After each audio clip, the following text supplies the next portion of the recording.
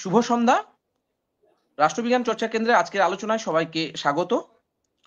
আজকের আমাদের বিষয় এক নেশন এক নির্বাচন, ভারতীয় সংবিধানের মৌলিক কাঠামো ও রাজনৈতিক বাধ্যবাধকতা।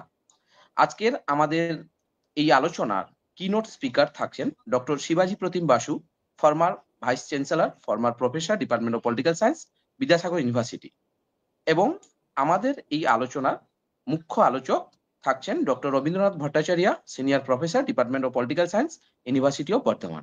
আমি সমীরণ দাস, রাষ্ট্রবিজ্ঞান চর্চা কেন্দ্রের পক্ষ থেকে স্যারদেরকে অসংখ্য ধন্যবাদ জানাই আমাদের এই প্ল্যাটফর্মে আসার জন্য। এত ব্যস্ততার মধ্যেও আমি আমাদের আজকের এই আলোচনার যিনি কিনোট স্পিকার রয়েছেন ডক্টর শিবাজি প্রতিম বাসু মহাশয়কে অনুরোধ জানাবো আজকের এই মূল বিষয়ে আলোচনাটি শুরু করার জন্য। ধন্যবাদ। প্রথমেই আমি সকলকে উপযুক্ত সম্ভাষণ করছি। যখন আরেকজন যিনি আমার সহবক্তা তিনি যখন তার ফেস দেখানো মানে ওখানে দেখাতে পারছেন না, সেক্ষেত্রে আমিও লাইভ হচ্ছি না, ফেস আমি দেখাচ্ছি না, অর্থাৎ ক্যামেরা অন করছি না, কারণ নাহলে একটা ডিসপ্যারিটি হবে। কারণ সেটা ঠিক মতো লাগবে না ব্যাপারটা, তাই আমিও নিজেকে এখানে কি বলে দৃশ্যমান রাখলাম না। ঠিক আছে, আমি যদিও এখানে এতে ঢুকেছিলাম, কিন্তু আপনাদেরই খারাপ লাগবে, কারণ হচ্ছে যে একজন খালি ফেস একজনের দেখা যাচ্ছে আর বাকিদের দেখা যাচ্ছে না, সেটা খুব একটা তার মধ্যে সাজুজ্য থাকবে না। প্রথমেই আমি রাষ্ট্রবিজ্ঞান চর্চা কেন্দ্রের যারা সদস্য, অনেকেই আমার ছাত্র সম, তাদেরকে আমি অভিনন্দন জানাই যেরকম একটি বিষয়ে তারা আলোচনা সভা আয়োজন করেছেন এবং সেখানে আমাকে বলার জন্য আহ্বান করেছেন তার মূল বক্তব্য বা কি নোট স্পিকার হিসেবে। আজকেই একটু আগে 1-1.5 ঘন্টা আগে আমাকে যাদবপুর বিশ্ববিদ্যালয়ে অনুষ্ঠিত একটি রিফ্রেশার কোর্সের ভ্যালিডিক্টরি লেকচার দিতে হলো। তারপরেই এটা একটু মানে সেটা হঠাৎ করেই এসে পড়লো এবং এটা একটু ব্যাক টু ব্যাক যাকে বলে দুটি বক্তব্য। তো তার মধ্যেও আমি একটু সামান্য সময় নিয়েই বলবো, কারণ হচ্ছে মূল বক্তব্য যিনি বলবেন তিনি বলবেন, তো কিনোট স্পিকার তো ধরিয়ে দেন আসলে ব্যাপারটা, আমি সেটাই ধরিয়ে আমি ক্ষান্ত হব। এই যে ওয়ান নেশন ওয়ান ভোট, এই যে one nation one election, ONOE, on way, এরকম যদি একটা কিছু উচ্চারণ হয়, অদ্ভুত উচ্চারণ, তাহলে সেই প্রজেক্টটা কিন্তু সেটা নরেন্দ্র মোদী 2014-তে আসার পর থেকেই আমাদের সামনে রাখতে চেয়েছেন, কোনো আনমিস্টেকেবলি রাখতে চেয়েছেন। আরো বড়ভাবে বলতে গেলে ভারতবর্ষের শাসন ক্ষমতায় যারা আছেন তারা এই পার্লামেন্টারি সিস্টেমেরও বদল, যখন তারা তাদের সংখ্যা অল্প ছিল, আজকে নয়, দীর্ঘদিন ধরে, তাদের যদি পুরনো জনসংঘের যদি রূপও দেখি ভারতীয় জনতা পার্টির আগে, তখন থেকেই তারা ভারতে একটি প্রেসিডেন্সিয়াল ধাঁচের সরকার তারা করতে চেয়েছিলেন, অর্থাৎ রাষ্ট্রপতি শাসিত, যেখানে আমেরিকার মতোই রাষ্ট্রপতির হাতেই সমস্ত যে ক্ষমতা আমেরিকার মতোই কেন্দ্রীভূত হবে, মার্কিন যুক্তরাষ্ট্রের মতোই, সেরকম তারা চেয়েছিলেন। অর্থাৎ একজন এক্সিকিউটিভ যিনি অত্যন্ত সবল ক্ষমতাধর এক্সিকিউটিভ, যাকে বাধা দেওয়ার জন্য কোনো লেজিসলেচার থাকবে, চেকস অ্যান্ড ব্যালেন্সেস যেরকম মার্কিন সংবিধানে আছে সেরকমই থাকবে। তো তারা এইরকম একটা জিনিস কিন্তু শাসক দল, বর্তমানে শাসক দল এবং তার পূর্বসূরি বলরাজ মাধবের সময় থেকেই জনসংঘের যারা নেতৃবর্গ, তাত্ত্বিক নেতৃবর্গ, তারা অনেকেই তার ফেভারে আলোচনা করেছেন। ওয়ান নেশন ওয়ান ভোট তখন স্লোগান ছিল না, তখন এটা ছিল যে এটা ভারতবর্ষের মতো দেশকে যেটার বহুত্ব আছে, সেই এত বহুত্বের ফলে যেটা হতে পারে ভারতবর্ষের একটা বলকানাইজেশন হতে পারে। বলকানাইজেশন মানে দেশ টুকরো টুকরো হয়ে যেতে পারে। তখনকার অনেক তত্ত্বের কথাও তারা বলেছিলেন, যেমন ফর এক্সাম্পল কমিউনিস্ট পার্টি তারা মনে করে India is a nation of many nationalities, অনেকগুলি ন্যাশনালিটি আছে। সেই ন্যাশনালিটি, কারণ এটা পুরনো ন্যাশনালিটি কোয়েশ্চেন, যেটা বহু আগে লেনিনের সময় যখন এম এন রায়ের সঙ্গেও দেখা হয়েছে, একটা এই যে কলোনির ক্ষেত্রে ন্যাশনালিটি কোয়েশ্চেনগুলি, বা ইউএসএসআর এর মতো একটা বড় দেশ যেখানে অনেকগুলি ন্যাশনালিটি নিয়ে তাদেরকে দেশ চালাতে হয়েছে, তখন সেই ন্যাশনালিটি কোয়েশ্চেন তাদের ফেস করতে হয়েছিল। তো তারাও মনে করে ভারতবর্ষের মধ্যে, ভারতবর্ষ একটি নেশন বটে, নেশন অফ মেনি ন্যাশনালিটিস, অর্থাৎ আমাদের অনেকগুলি বৈশিষ্ট্য রয়েছে, সাংস্কৃতিক বৈশিষ্ট্য রয়েছে, আমাদের রিজিওনাল বা আমাদের ক্ষেত্রীয় বৈশিষ্ট্য রয়েছে, ভৌগোলিক বৈশিষ্ট্য রয়েছে, সাংস্কৃতিক বৈশিষ্ট্য রয়েছে, যার মধ্যে ভাষা, ধর্ম একটা বড় জায়গা, খাদ্যাভ্যাস ইত্যাদি তার একটা ব্যাপার রয়েছে। আমাদের ভাষাটা সবচেয়ে একটা ভাষাটা বড় উপাদান। আপনারা সকলেই জানেন যে স্টেট রিঅর্গানাইজেশন যখন হয়েছিল বা রাজ্যগুলির পুনর্গঠন, সেটি ভাষিক লাইনেই সেটা, অর্থাৎ লিঙ্গুইস্টিক লাইনেই সেটা হয়েছিল। তো সুতরাং কিন্তু এইখানে তাদের বক্তব্য ছিল যে এত বৈচিত্র্য, এই বৈচিত্র্যটাকে ভারত একটা দেশ হিসেবে ভারতবর্ষকে চালানোর পক্ষে অসুবিধা, তাই তারা বেসিক্যালি প্রেসিডেন্সিয়াল ফর্ম অফ গভর্নমেন্টের কথা বলেছেন। এবং আজকের দিনে যেটা দাঁড়িয়ে গেছে, যেটা রাজ্য এবং কেন্দ্র সবগুলি ক্ষেত্রেই দাঁড়িয়েছে, রাজ্যগুলির ক্ষেত্রে দাঁড়িয়েছে, কেন্দ্রগুলির ক্ষেত্রে দাঁড়িয়েছে, যখন এত দাপট এই ইলেকট্রনিক মিডিয়াগুলির, আমরা যে প্ল্যাটফর্মে যে কথা বলছি সেখানে দাপটটা এত বেশি যে সেখানে this platforms they need faces, লিডারশিপের ফেস চায়। অর্থাৎ আগে যেটা হতো পার্লামেন্টারি, ক্লাসিক্যাল যে পার্লামেন্টারি সিস্টেম, সেখানে পার্লামেন্ট মানুষ নির্বাচন করে এবং সেই নির্বাচনে নির্বাচিত পার্লামেন্টেরিয়ানরা, তারা বা সংসদরা বা বিধায়করা রাজ্যের ক্ষেত্রে, তারা তাদের সংখ্যাগরিষ্ঠের মত অনুযায়ী, সমর্থন অনুযায়ী প্রধানমন্ত্রী বা আমাদের ক্ষেত্রে মুখ্যমন্ত্রী নির্বাচিত হবে। এটাই ক্লাসিক্যাল পার্লামেন্টারি যে সিস্টেম তৈরি হয়েছিল, যেটা গ্রেট ব্রিটেনে 1688 এর পর থেকে, গ্লোরিয়াস রেভলিউশনের পর থেকে একটু একটু করে তৈরি হয়েছিল, সেটি তৈরি হয়েছিল। বাদ সাধলো যে মাঝে মাঝে সেটা খুব অস্থায়ী সরকার হচ্ছিল, এবং তার ফলে যেটা হলো, একটা সময় এসে 19th সেঞ্চুরিতে, সেটা ইংল্যান্ডেও যেটা হলো, একটা পার্টি সিস্টেম ডেভেলপ করলো, এবং পার্টি সিস্টেম ডেভেলপ করার ফলে তখন দুটি পার্টি, উইগরা হচ্ছে লিবারেল, আর তার সঙ্গে টোরি, মানে যেটা কনজারভেটিভ পার্টি এখনো আছে। উইগ পার্টি ভেঙেই লিবারেল পার্টি এখনো আছে নামে, আর তার সঙ্গে লেবার পার্টি, সেটাই ভেঙে লেবার পার্টি হয়েছে পরে। এই যে একটা বাইপোলার পার্টি সিস্টেম, এই পার্টি সিস্টেমের ছকটাও কিন্তু এটা বরাবরের ছক নয়, এটা 19th সেঞ্চুরিতে ব্রিটেনে একটু একটু করে তৈরি হয়েছে, 20th সেঞ্চুরি তার ভিত পাকাপোক্ত হয়েছে। তো এটা গেল যে পার্লামেন্টের আতুরঘর, যেটা আধুনিক যে পার্লামেন্ট আমরা দেখি, পার্লামেন্টের আতুরঘর গ্রেট ব্রিটেন, বিশেষ করে ইংল্যান্ড, এবং সেখানে আমরা দেখতে পেয়েছি। এবং সেখানে এটা হওয়ার পরে আমাদের এখানে যখন এসছে, তো তখন এই ক্লাসিক্যাল যে পার্লামেন্টের নীতি মেনে আমাদের এখানে যে স্বাধীনভাবে সমস্ত এমপিস ইলেক্টেড হচ্ছে কিংবা এমএলএস ইলেক্টেড হচ্ছে, তাদের কোনো পার্টি নেই এবং তারা ওখানে বেছে নিচ্ছে, সেরকম হয় না। এটা শুরুই হচ্ছে পার্টি ইতিহাস শুরু হওয়ার অনেক পরে, প্রায় 100 বছর পরে, এই যেহেতু আমাদের দেশ পার্লামেন্টারি ডেমোক্রেসি তৈরি করেছে, তাই পার্টির চিন্তাটা পরে এসছে। যদিও আমাদের সংবিধানে কোথাও পার্টির আগে উল্লেখ ছিল না, একমাত্র পার্টির উল্লেখ হয়েছে যখন অ্যান্টি ডিফেকশন ল আমাদের এখানে প্রমালগেটেড হয়েছে, সেই সময় হয়েছে, আমাদের অ্যান্টি ডিফেকশন ল যখন তৈরি হয়েছে, সেই সময়তেই খালি আমরা দেখেছি যে একটা পার্টি, পলিটিক্যাল পার্টি কথাটা এসছে, আগে কোনো অফিসিয়ালি, অর্থাৎ কনস্টিটিউশনে পার্টি কথাটার উল্লেখ ছিল না। কিন্তু আমরা সবাই জানি পার্টি আছে, প্রবল পার্টি ছিল, সেই প্রবল পার্টির রেজিমও আমরা দেখেছি। সেই প্রবল পার্টিটির নাম ভারতের জাতীয় কংগ্রেস, এবং যেটাকে এক সময় অনেকেই মরিস জোন্স থেকে আরম্ভ করে রজনী কোঠারি এরা সবাই বলেছেন যে ওয়ান পার্টি ডমিনেন্ট সিঙ্গেল মানে sorry one party dominant system বা দ্য কংগ্রেস সিস্টেম, যেখানে একটা পার্টি প্রবল এবং one party dominant multi party system, একটি দল প্রবল একটি বহুদলীয় ব্যবস্থা।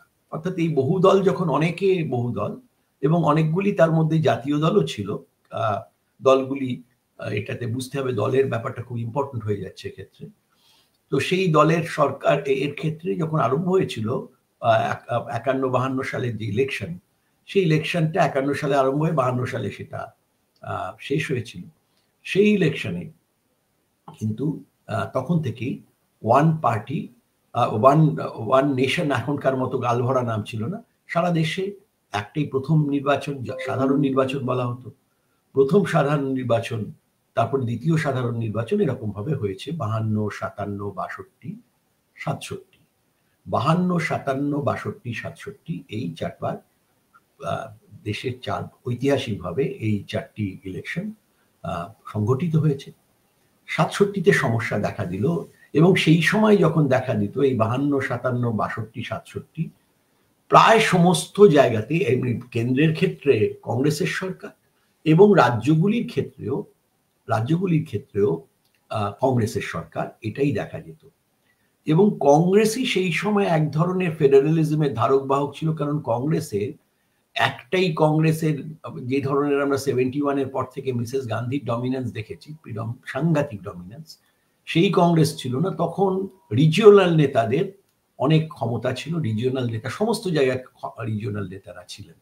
এবং তারপরে যেটার ফলে মিসেস গান্ধীর সঙ্গে তাদের যখন জওহরলাল নেহরুর পরে খুব সংঘাত লাগলো, এই পুরনো নেতা যারা পরবর্তীকালে সিন্ডিকেট যাদের বলা হতো, এই পুরনো নেতাদের মধ্যে মোরারজি দেশাই, আমাদের এখানে প্রফুল্ল সেন, অতুল্য ঘোষ, কামরাজ, এই সমস্ত বহু নেতা তখন ছিলেন যারা অনেক বয়স্ক, জওহরলাল নেহরুর থেকে একটু ছোট, স্বাধীনতা সংগ্রামে লড়েছেন এবং তাদের কাছে মিসেস গান্ধী তাদের বয়সে, অভিজ্ঞতায় তাদের থেকে অনেকটা কম। সেই সময় এই রকম জায়গাতে যখন হতে লাগলো, যখন 64-এ জওহরলাল নেহরুর মৃত্যুর পরে 65-এ এক বছরের জন্য লাল বাহাদুর নেতৃত্বে প্রধানমন্ত্রীত্বের 1 বছর হয়েছিল এবং যে সময় পাকিস্তানের সঙ্গে আমাদের যুদ্ধ হয়েছিল ভারতবর্ষে। তারপরে 66-এ যখন মিসেস গান্ধী এলেন, এই 66-এ পরে 67-এ নতুন ইলেকশন। এই সময় দুটো জিনিস দেখা দিল।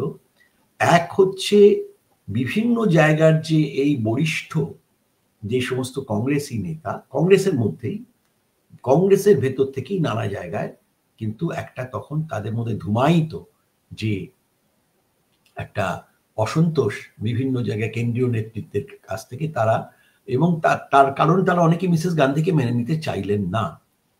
এর ফলে নানা জায়গাতেই এবং নানা রকম কংগ্রেসের তখনকার পলিসি সেই নিয়ে প্রচন্ড সমস্যা দেখা দিল এবং রাজ্যের মধ্যে আবার সেই যারা মিসেস গান্ধীকে অপোজ করেছিলেন, কেউ সাপোর্ট করতেন, তাদের মধ্যে দ্বন্দ্ব দেখা দিল।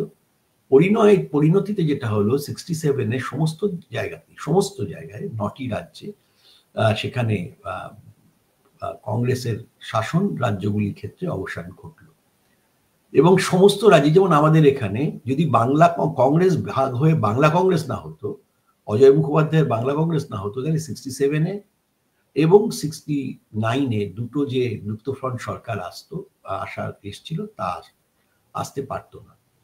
তেমনি সমস্ত জায়গায় উত্তরপ্রদেশ বা সমস্ত জায়গাতে একটি পার্টি, অপোজিশনের কোনো একটি পার্টি একক সংখ্যাগরিষ্ঠতা পায়নি, সর্বত্র তারা কোয়ালিশন গভর্নমেন্ট তৈরি করেছে সমস্ত জায়গায়, যেগুলি কংগ্রেস রুল স্টেট নয়। কিন্তু আপনারা প্রত্যেকেই বুঝতে পারছেন যখন মেজাজ রয়েছে সেই রকম মেজাজ যে আমরা অন্য গভর্নমেন্টকে মানবো না, অন্য সরকারকে মানবো না, এবং তখন এখন যেরকম রাজ্যসভারও একটা বড় অনুমোদনের ব্যাপার থাকে কোনো সরকার ভাঙতে গেলে, নির্বাচিত সরকারকে ভাঙতে গেলে, তখন সেই সমস্ত রক্ষা কবচ অনেক জায়গায় ছিল না। গভর্নরের নেতৃত্বে আমাদের এখানে কখনো এল ডায়াস, কখনো অন্যরকম শান্তি স্বরূপ ধাওয়ান, এই সমস্ত গভর্নরের এগেনস্টে ওয়েস্ট বেঙ্গলে, অন্যান্য জায়গায় নানা জায়গায় এইসব সরকারগুলো খুব বেশি দিন টিকলো না অল্প দিনের সরকারই এখানে ছিল ঐতিহাসিকভাবে। নানা কারণে তাদের নিজেদের খালি যে সেন্ট্রাল গভর্নমেন্টই তাদেরকে এই রুল বা গভর্নরই চাপিয়েছে তা নয়, তাদের নিজেদের মধ্যেই ইনফাইটিং এত বেশি। আমাদের এখানে বাংলা কংগ্রেসের সঙ্গে সিপিআইএম এর, তাছাড়া সিপিআইএম এর সঙ্গে অন্য বাম দলগুলি, তো এখানে 14টা দল ছিল। সেই সময় আমার মনে আছে যুক্ত ফ্রন্টের সময় 67-এ কংগ্রেসের একটা স্লোগান ছিল যে যুক্ত ফ্রন্টের 14 স্বামী, সবাই বলে প্রধান আমি। তো এইরকম জায়গায় এমন একটা সংসারে যেখানে 14 জনই প্রায় নানা রকম, প্রত্যেকেরই একটা ইন্ডিপেন্ডেন্ট বক্তব্য আছে। অন্যদিকে র্যাডিক্যাল লেফট এখানে ওয়েস্ট বেঙ্গল এবং অন্যান্য জায়গাতে নকশালবাড়ি আন্দোলনকে, নকশালবাড়ির ঘটনাকে সামনে রেখে তারা আলাদাভাবে, র্যাডিক্যাল লেফট আলাদা হচ্ছে। এইরকম নানা রকম কাণ্ডে এখানে গভর্নমেন্ট টেকেনি, এবং তার সঙ্গে কেন্দ্রীয় সরকারের তো অবশ্যই ইন্টারভেনশন ছিল সাংঘাতিক।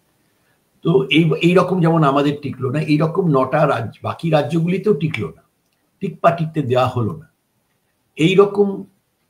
এবং তার সঙ্গে সঙ্গে আরেকটি নতুন শব্দ যুক্ত হয়ে গেল, আগে যেটা ছিল না, সেটা হলো হর্স ট্রেডিং, ঘোড়া কেনা বেচা। ঘোড়া বলতে এখানে সত্যিকারের ঘোড়া নয়, এখানকার ঘোড়া হচ্ছে অর্থাৎ যারা বিভিন্ন এমএলএ বিভিন্ন জায়গায় বা এমপিও হতে পারে, কিন্তু এক্ষেত্রে এমএলএ,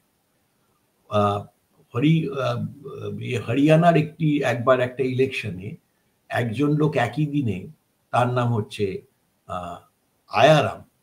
তো আয়ারাম যিনি ছিলেন তাকে তার একই দিনে বেশ কয়েকবার তিনি দল বদল, একই দিনে এখানেও যাচ্ছেন ওখানেও যাচ্ছেন। সবাই বুঝতেই পারছেন হর্স ট্রেডিং বা তার সেখানে মেটেরিয়াল অর্থকরী বা অন্যরকম স্বার্থ তার রয়েছে। তখন বললেন যে আয়ারাম, তো ওইখানে বললে আয়ারাম এখন গয়ারাম। তো তার ফলে আয়ারাম গয়ারামের রাজনীতি এটাও শুরু হয়েছিল। সব মিলিয়ে যেটা হলো, এটার ফলে যেটা হলো, ফলস্বরূপ আমাদের এখানে দেখুন যে আর্টিকেল, যেখানে আমাদের রাজ্যের বিধানসভার কথা রয়েছে, বিধানসভার টেনিওর রয়েছে 325 আর্টিকেলে, সেখানে কিন্তু কত বছরের জন্য ইলেক্টেড হবে একটা লেজিসলেটিভ অ্যাসেম্বলি সেটা বলা রয়েছে।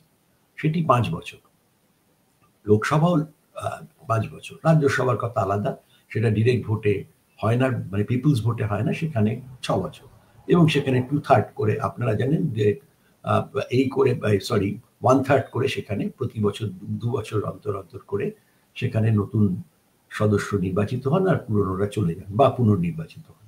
এই ভারতের রাজনৈতিক ব্যবস্থা তৈরি হলো। এবং 67 থেকে যে ব্রেকটা হয়ে গেল, এই প্রথম স্বাধীনতার পরে 20 বছর পরে, তার মধ্যে 5 বছর, 15 বছর বলা চলে, 15 বছরে 3টি ইলেকশন হয়েছে, 52, 57, 62, 67তে ব্রেক হয়ে গেল। অর্থাৎ এক নেশন, যদি এখনকার ভাষা বলি, এক নেশন মেনি ভোটস হয়ে গেল।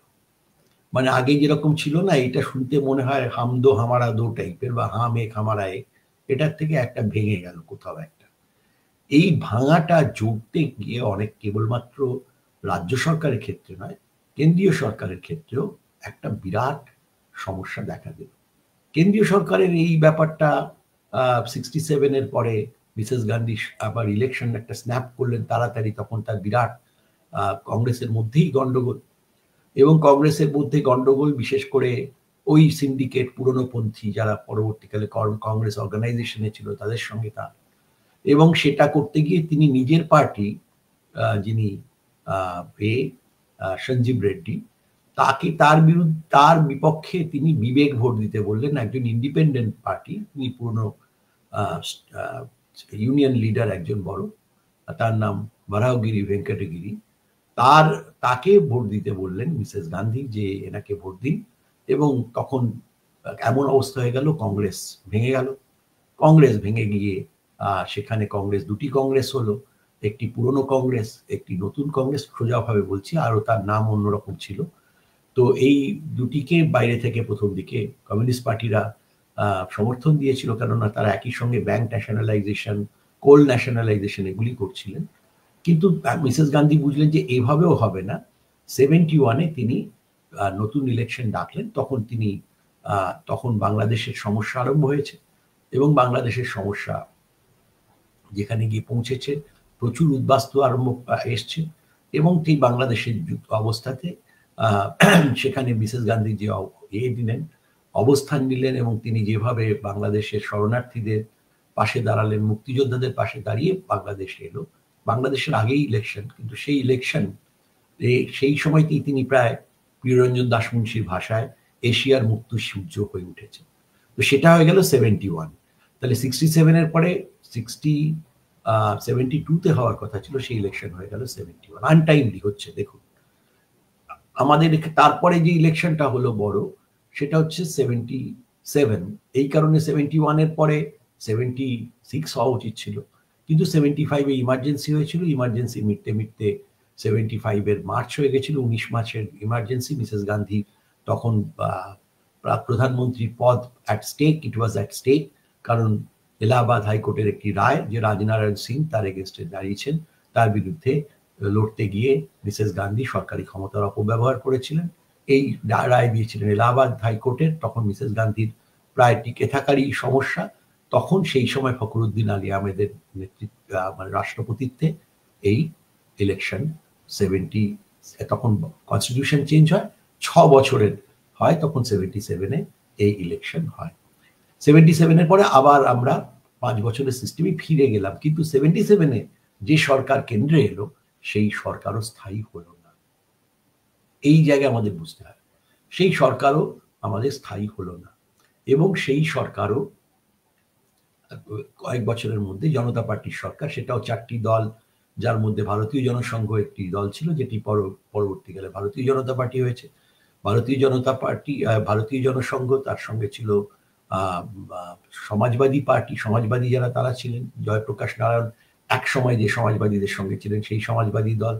তাছাড়া যারা উত্তর ভারতের হরিয়ানা বা এই অঞ্চলে জাট যারা ছিলেন সংগঠন, চৌধুরী চরণ সিং, তার যে লোকদল যেটা পরে হয়েছিল, তখন ছিল বিএলডি বলতো, অর্থাৎ ভারতীয় লোকদল এরা, এবং কংগ্রেস সংগঠন, মানে যারা পুরনো কংগ্রেসি তাদের সংগঠন, এই 4টি দল, তার সঙ্গে বাইরে আরেকটি গোষ্ঠী, তার নাম সিএফডি, কংগ্রেস ফর ডেমোক্রেসি, তারা মিলে জনতা পার্টির সরকার তৈরি করে। কংগ্রেস, তার মধ্যে হেমাবতী নন্দন বহুগুণা, নন্দিনী শতপথী, এই সমস্ত অনেক নেতা ছিল যারা কংগ্রেস থেকে বেরিয়ে পরবর্তীকালে আলাদা কংগ্রেস ফর ডেমোক্রেসি করেছিলেন, জগজীবন রাম এরা।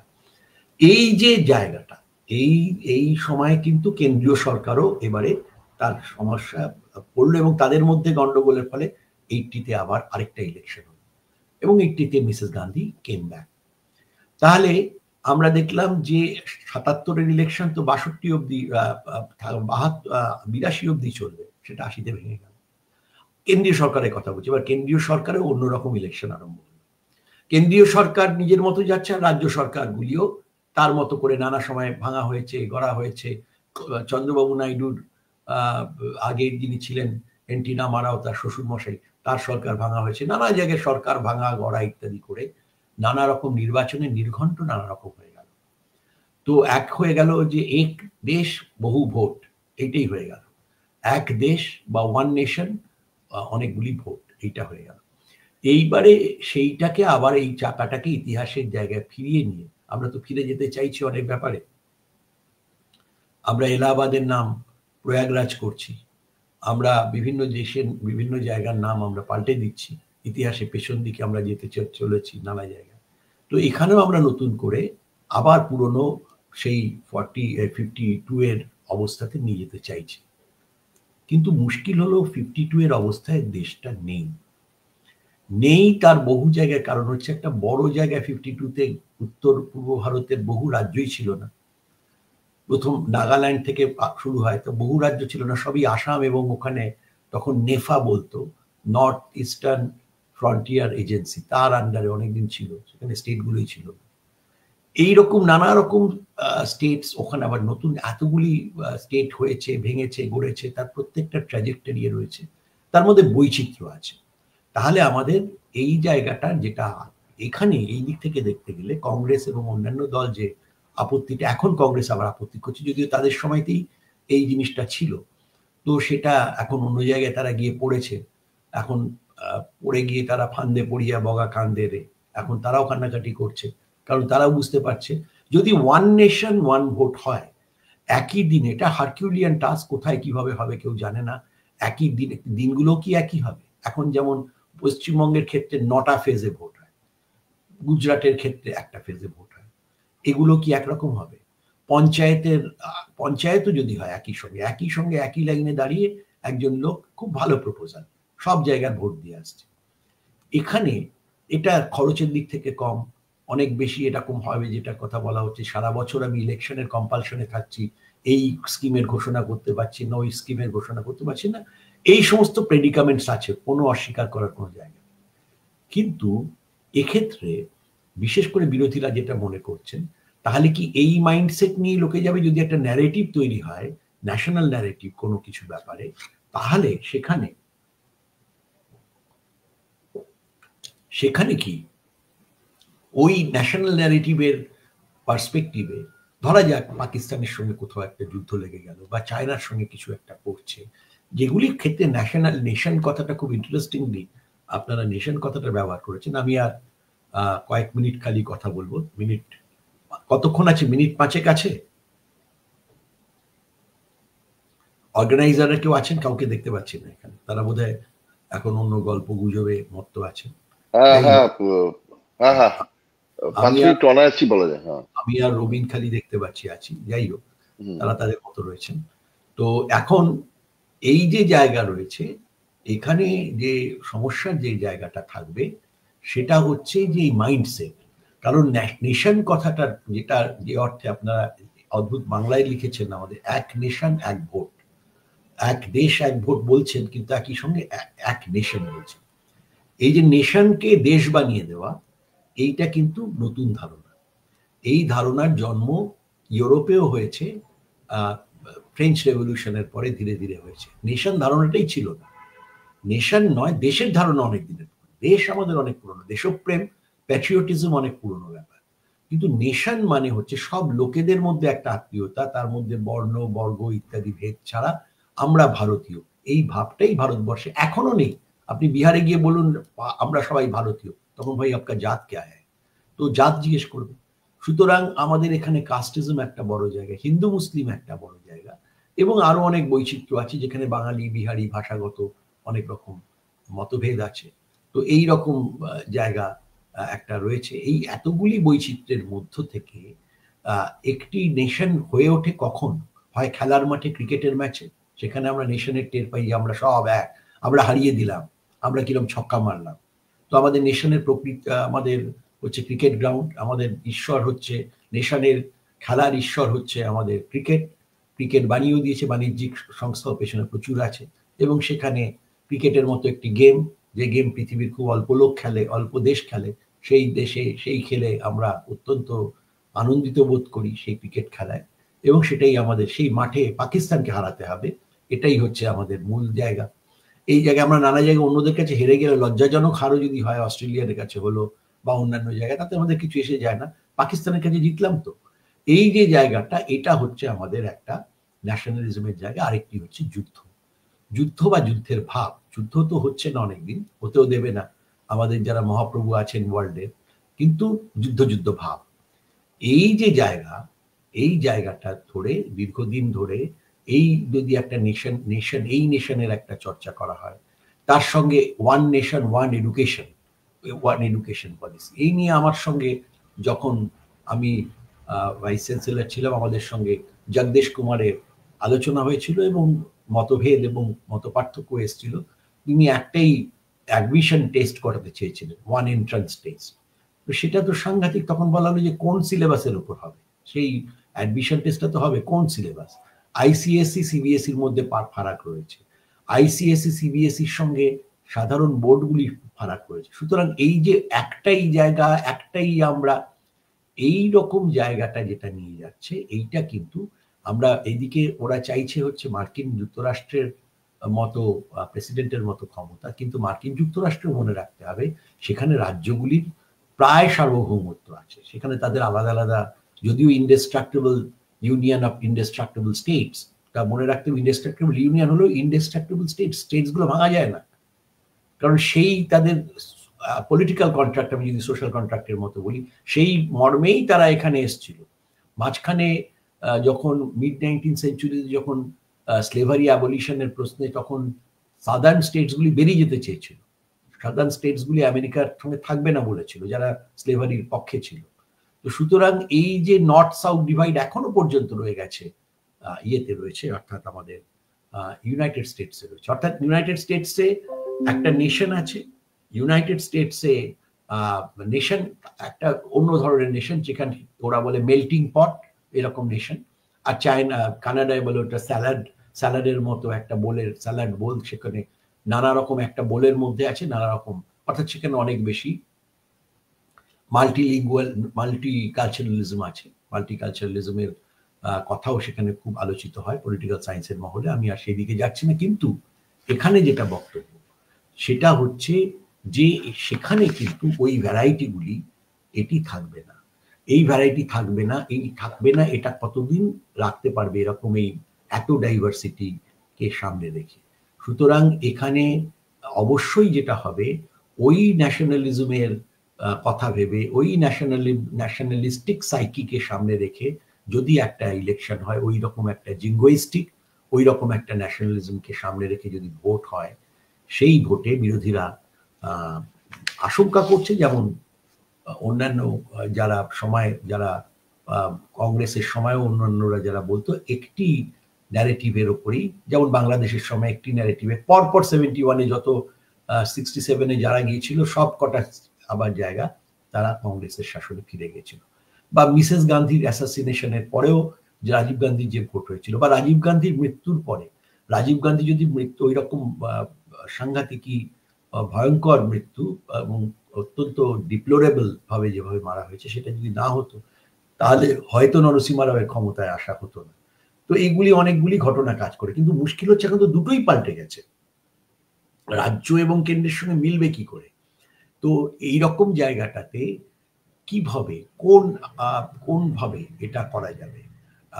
কারণ হচ্ছে একটা সলিউশন যা হয়েছে, যদি ধরা যাক একই সঙ্গে হলো, আমাদের ধরুন 2026-এ আবার ইলেকশন, তো 2026-এ ইলেকশন আমরা ধরে নিলাম, কিন্তু কেন্দ্রীয় সরকারের সঙ্গে মেলাতে গেলে আমাদের ইলেকশনটা হবে 2000 কবে হয়েছিল, আমাদের 24-এ হয়েছিল, 29-এ হবে।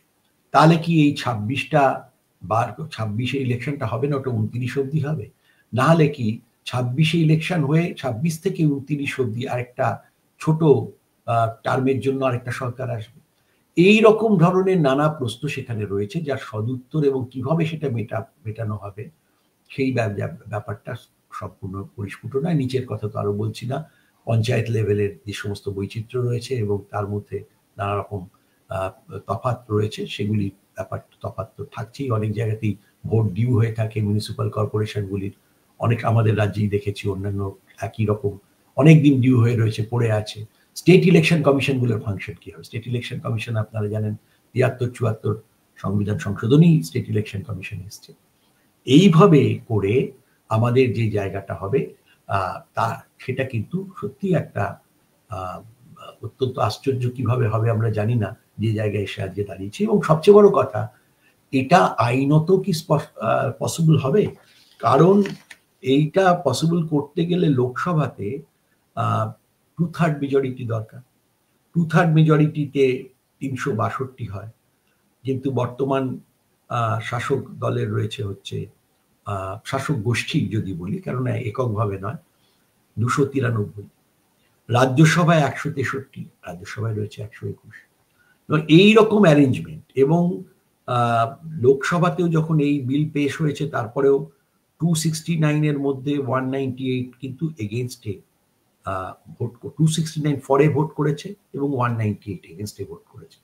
সুতরাং ফার ফ্রম তাদের যে রিকোয়ার্ড নাম্বার তারা রয়েছে, এবং রাজ্যগুলির ক্ষেত্রেও কিন্তু যেহেতু তাদের লেজিসলেচার, সেটা তাদের ভবিষ্যৎ চেঞ্জ হবে, তাদেরও একটা 2/3 মেজরিটি লাগবে।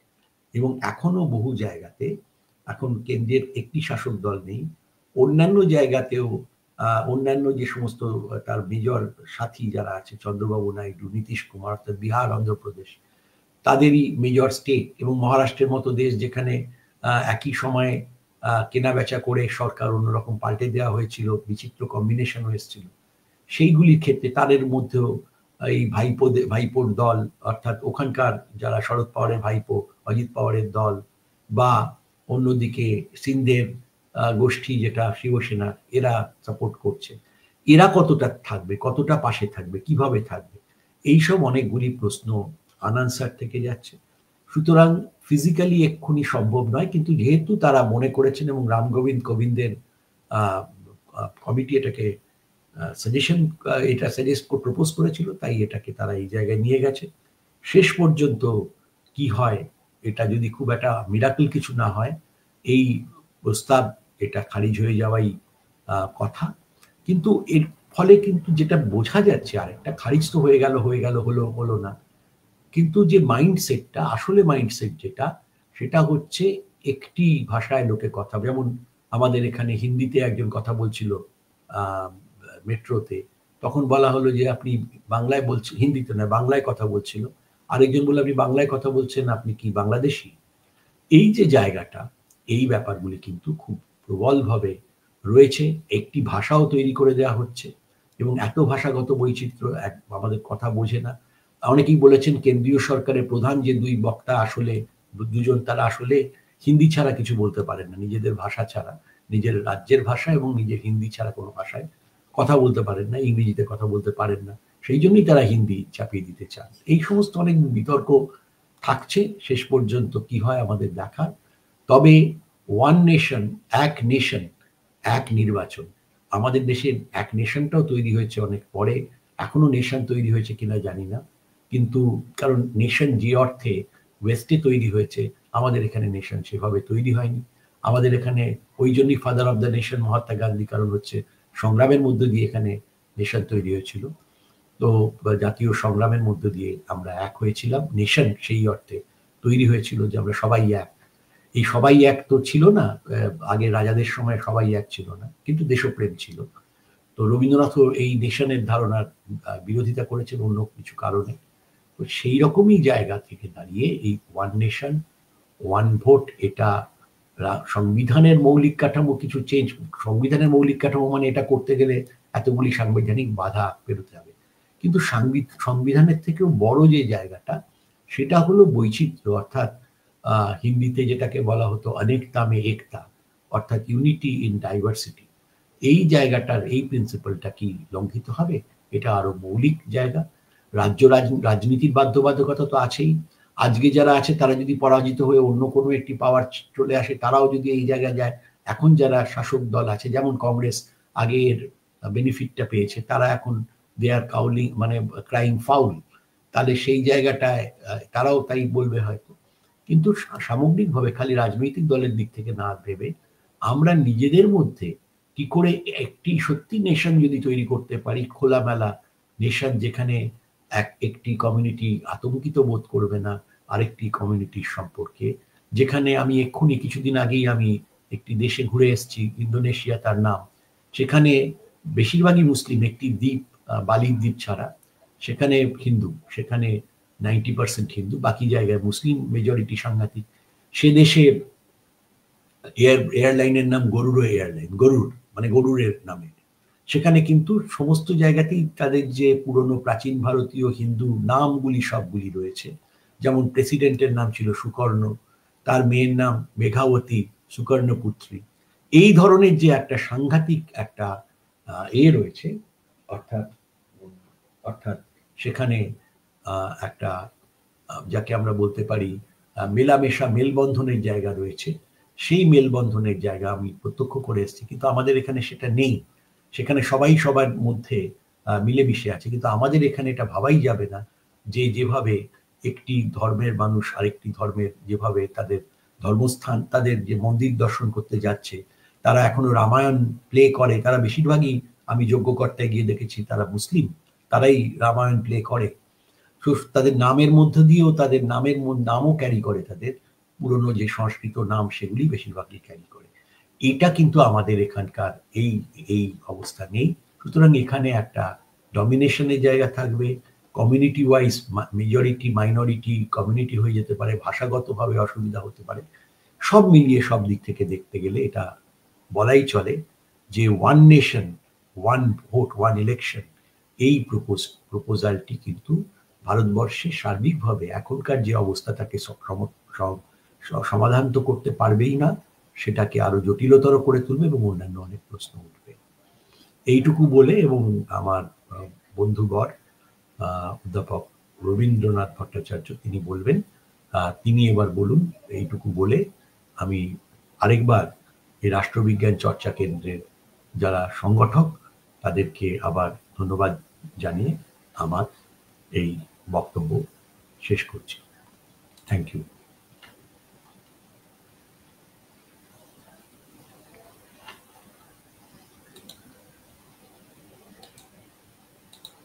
হ্যাঁ, রাষ্ট্রবিজ্ঞান চর্চা কেন্দ্রের বক্তব্য তো শোনা যাচ্ছে না। না, এরকম জানলে কিন্তু আমি আর এদের এই কোনো আলোচনাতে আর আসবো না।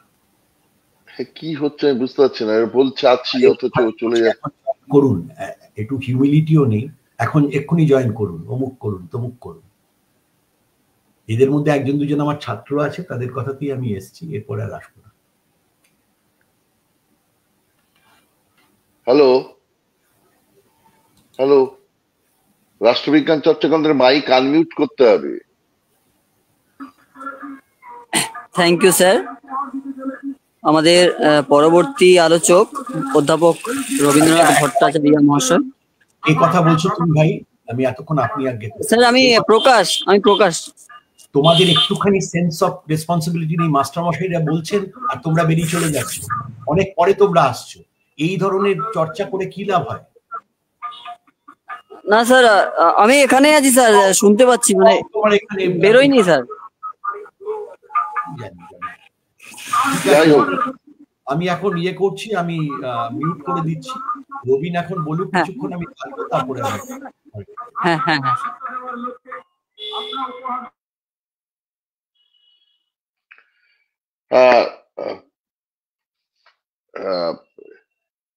আমরা একটু আহ্বান করো, কি আসছে। হ্যাঁ, আমি সমীরুল্লাহকে বলবো স্যারকে বলার জন্য।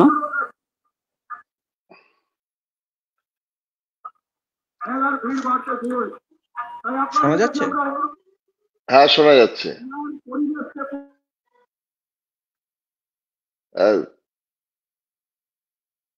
কি শোনা? হ্যাঁ স্যার, পরবর্তী আলোচনা শুরু করবেন প্রফেসর রবীন্দ্রনাথ ভট্টাচার্য।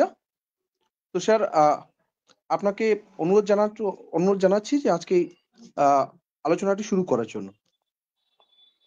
হ্যাঁ, অনেক ধন্যবাদ।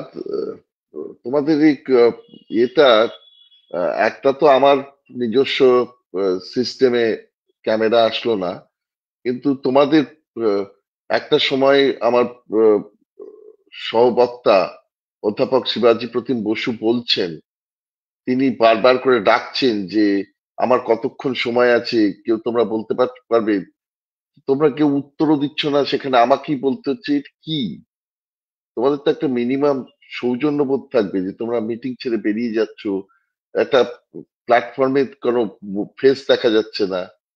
মিউট করে রাখতেই পারো, নিশ্চয়ই মিউট করে রাখতে পারো, তার কারণ হচ্ছে পিছনের কথা যাতে না আসে। কিন্তু একটা আলোচনা হচ্ছে, সেখানে কেউ থাকছো না, তারপরে আমরা দুজন বসে আছি, এটা তো ঠিক না। মানে যাই হোক, আমার আজকে আলোচনার বিষয় হচ্ছে যে মূল জায়গাটায় অধ্যাপক শিবাজী প্রতিম বসু সেট করে দিয়েছেন। দুটো পয়েন্টে উনি খুব ভালো সেট করেছেন। একটা ধারাবাহিক ইতিহাস যেটা বলেছে যে ভারতের রাজনীতি পটপ্রেক্ষায় কিভাবে ওয়ান নেশন ওয়ান ভোট বা ওয়ান ইলেকশন, এক নেশন এক নির্বাচন, এটা আলাদা হয়ে গেল। এইটা উনি ভালো করে বুঝিয়েছেন গোটা ভারতের রাজনীতির পটপ্রেক্ষায়। এবং দ্বিতীয় যে জায়গাটা আসবার চেষ্টা করেছেন, যে এটার ফলে আমরা কোন জায়গাটায় গিয়ে দাঁড়াচ্ছি, যে মৌলিক যে কাঠামো, ভারতীয় সংবিধানের যে মৌলিক কাঠামো, কোন জায়গাটায় বস্তুতপক্ষে এই ওয়ান নেশন ওয়ান ইলেকশন যে বিল, সেটা আঘাত হানছে বা এটার ফলে কি অসুবিধা গিয়ে দাঁড়াবে। আমি ওনার যে দ্বিতীয় যে বক্তব্যটা, ওয়ান নেশন, নেশন কথাটা দিয়ে শুরু শেষ করছিলেন, আমি নেশনের জায়গাটায় নিয়ে আসবো। বস্তুতপক্ষে আমরা নেশনের যে কনসেপ্ট, সেটা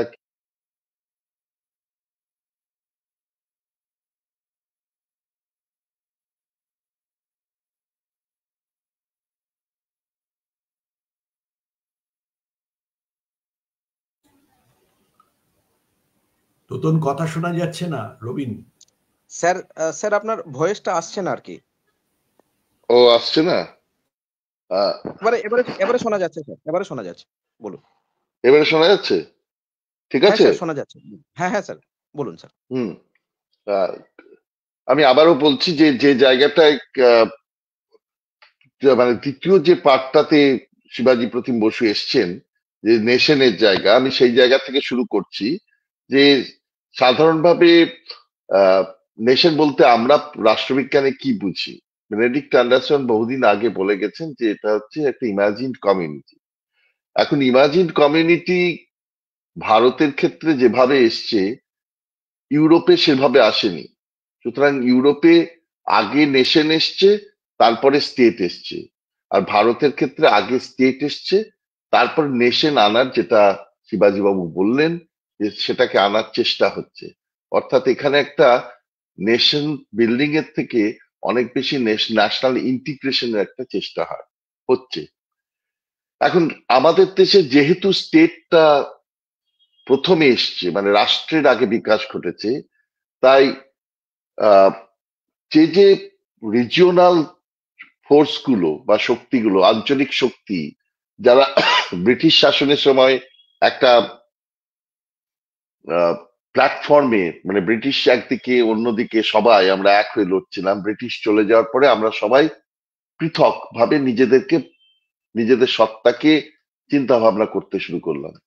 এবং সেইখানেই রাষ্ট্রের একটা দায়িত্ব পড়ে গেছিল বা পড়ে আছে, যে এই পৃথক চিন্তা ভাবনাকে নিয়েও নেশন যাতে একটা ডেভেলপ করে, যেখানে আমরা সবাই অন্তত ইন্ডিয়ার কোনো খেলা হলে, ইন্ডিয়ার কোনো সিনেমা হলে, ইন্ডিয়ার কোনো কালচার আসলে আমরা যেন সেই জায়গায় নিজেদেরকে একাত্ম বোধ করতে পারি। ভারতের পতাকা উড়লে যেন আমরা মনে করতে পারি যে হ্যাঁ, এটা আমাদের পতাকা। এই যে এই ভূখণ্ডের মধ্যে আমরা সবাই বাস করছি স্বতন্ত্র সত্তা নিয়ে, এই ব্যাপারটাকেই নেশন বিল্ডিং করার দায়িত্বে স্টেটকে দেওয়া হয়েছিল বা স্টেটের হাতে পড়েছিল। এবং সেই বিষয়টা প্রাথমিক পর্যায়ে কোনো সমস্যাই সৃষ্টি করেনি। কারণ যেটার কথা শিবাজীবাবু বললেন, যে প্রাথমিক পর্যায়ে 67 পর্যন্ত, 57 সালে কেরলে কংগ্রেস, কেরলে হ্যাঁ, কংগ্রেস চলে গেছিল, Democratic front, left Democratic front এসছিল, এলডিএফ এসছিল। কিন্তু তাছাড়া এই 67 পর্যন্ত আর কোনোভাবে কোনো রাষ্ট্রে, কেন্দ্র এবং রাজ্যে ক্ষমতার বিন্যাসে কংগ্রেস ছাড়া আর কেউ ছিল না। সুতরাং কেন্দ্রেও কংগ্রেস এবং রাজ্যেও কংগ্রেস ছিল। কিন্তু সমস্যা হলো 67 সালের পর থেকে। একে তো 67 সালের পরে নানা রকম সমস্যা ঘটলো, কারণ নেহেরু মারা গেছেন 64 সালে। সুতরাং তারপরের ইলেকশনে নেহেরুর মুখ আর নেই। সুতরাং ভাঙতে শুরু করলো কংগ্রেসের মধ্যেও। এবং যারা যারা এলো, 115 বার, এই 67 থেকে আজ পর্যন্ত 115 বার 356 ধারা কংগ্রেস জারি করলো, অর্থাৎ জোর করে ক্ষমতা কায়েম করে রাখার জন্য। ফলে যেটা দেখা গেল, যে 52 সালে, 57 সালে, 62 সালে এবং 67 সালে যে ইলেকশন গুলো একসঙ্গে করা গেছিল, সেটা 67 পর থেকে একদিকে যেমন ন্যাশনাল, রাজ্যের এমার্জেন্সি, রাজ্যের আহ, যেটা 356 ধারা, সেটা প্রয়োগ করার জন্য, এবং বিভিন্ন আঞ্চলিক শক্তি ধীরে ধীরে বিকশিত হওয়ার জন্য 67 সালে 9টা রাজ্যে অকংগ্রেসী সরকার চলে আসলো। এবং তখন থেকে ক্ষমতাকে জোর করে আঁকড়ে রাখার কংগ্রেসের একটা প্রচেষ্টা, তার জন্য নানা জায়গায়, জম্মু কাশ্মীরে তো বহুবার তারা এই 356 ধারা প্রয়োগ করলো। এর ফলে যেটা আমরা দেখতে পাচ্ছি যে নির্বাচন আলাদা হয়ে গেছে, দুটো নির্বাচন, কেন্দ্রের একটা নির্বাচন এক সময় হয়, রাজ্যের একটা নির্বাচন আলাদা সময় হয়। পরবর্তীকালে 243 ধারার সংশোধনের ফলে, অর্থাৎ পার্ট 9 এবং পার্ট 9A ঢোকানোর ফলে যেটা হয়েছে যে আবার আমাদের পঞ্চায়েত এবং মিউনিসিপ্যালিটি নির্বাচন 92 সালের পর থেকে, মানে 93 সাল থেকে আমাদের শুরু হয়েছে। এবং এই তিনটে ইলেকশন নানা সময়ে হওয়ার জন্য এটা ঘটনা যে নানা ধরনের অসুবিধা হচ্ছে। এক, রিসোর্সের উপর টানাটানি পড়ছে, নানা অনেক খরচ হচ্ছে। মানে 19 সালের ইলেকশনে দেখা গেছিল যে প্রায় 60,000 কোটি টাকা পর্যন্ত খরচ হয়েছিল, এইরকম একটা বিশাল পরিমাণ খরচ হচ্ছে। অন্যদিকে সারা বছর বা মানে 5 বছরের ডিউরেশন ধরে একটা রাজ্য সরকারই হোক কেন্দ্র সরকারই হোক নানা জায়গায় ইলেকশন চলার ফলে কেন্দ্রের মানে জেনারেল ইলেকশন, রাজ্যের ইলেকশন, পঞ্চায়েত ইলেকশন চলার জন্য কোন রকম ভাবে কোনো উন্নয়নের ঘোষণা করা যাচ্ছে না ইলেকশন কোডের জন্য। এইরকম নানাবিধ সমস্যার সম্মুখীন হওয়ার জন্য অনেকদিন ধরেই এই দাবিটা উঠছিল যে নির্বাচন কমিশন একটা প্রস্তাব দিয়েছিল 1983 সালে, এবং তারপরে সেটা নানাভাবে নানা সময়, অর্থাৎ 2016 সালে নরেন্দ্রনাথ মোদী এটার সমর্থন জানিয়েছিলেন। তারপর নীতি আয়োগের ওয়ার্কিং রেজলিউশনের ভিত্তিতে 2018 সালের আইন কমিশনের রেজলিউশন তৈরি করা হয়েছিল। এবং এই যে নীতি আয়োগের রেজলিউশন এবং আইন কমিশনের রেজলিউশন দুটোই এক জাতি মানে মানে এক নেশন এক নির্বাচনের যে ধারণা সেটাকে সমর্থন করেছিল। কিন্তু বিষয় হচ্ছে যে এতে যদিও যারা মানে রেজলিউশন পাস করা হয়েছিল বটে, কিন্তু কয়েকটা দল, অর্থাৎ শিরোমণি আকালি দল, এআইডিএমকে, সমাজবাদী পার্টি, তেলেঙ্গানা রাষ্ট্র সমিতি মানে যারা আজকে বিআরএস, যারা বস্তুতপক্ষে বিজেপির মিত্র বা গোয়া ফরওয়ার্ড পার্টি, এরা এই দল এইগুলো রেজলিউশনকে সমর্থন জানিয়েছিল। কিন্তু অন্যদিকে যেমন AITC, all India Trinamool Congress, Aam Aadmi party, DMK, Telugu Desam, CPI, CPM, এরা ফরওয়ার্ড ব্লক, এরা সবাই কিন্তু এটাকে বিরোধিতা করে। এর ফলে কোন জায়গায় যাওয়া যাবে এটা নিয়ে নরেন্দ্রনাথ মোদীজি তিনি একটা 2023 সালের সেপ্টেম্বর মাসে রামনাথ কোবিন্দের নেতৃত্বে একটা উচ্চ পর্যায়ের কমিটি তৈরি করেন। গত মার্চ মাসে কোবিন্দের নেতৃত্বে সেই প্যানেল 18,626 পৃষ্ঠার প্রতিবেদন সাবমিট করেছে, এবং তার মধ্যেই তারা সাবমিট করা বলেন যে বিভিন্ন কারণ, যে কারণগুলো আমরা দেখতে পাচ্ছি যে তারা বলেছেন, যেটা নিয়ে সরকার একটা নোট দিয়েছে, এই বিল এখন পাবলিক ডোমেনে আছে, আমি আর সে দীর্ঘ আলোচনার মধ্যে যাচ্ছি না, যে নানা ধরনের কারণ তারা দেখিয়েছেন যেখান থেকে তারা মনে করছেন যে যদি এটা না হয় তাহলে তারা মানে দুটো নির্বাচন একসঙ্গে হয় তাহলে তারা রিসোর্সের একটা সদ্ব্যবহার করতে পারবে, এবং অন্য দিক থেকে তারা বলা যেতে পারে উন্নয়নের কাজ অনেক বেশি ভালোভাবে করতে পারবে।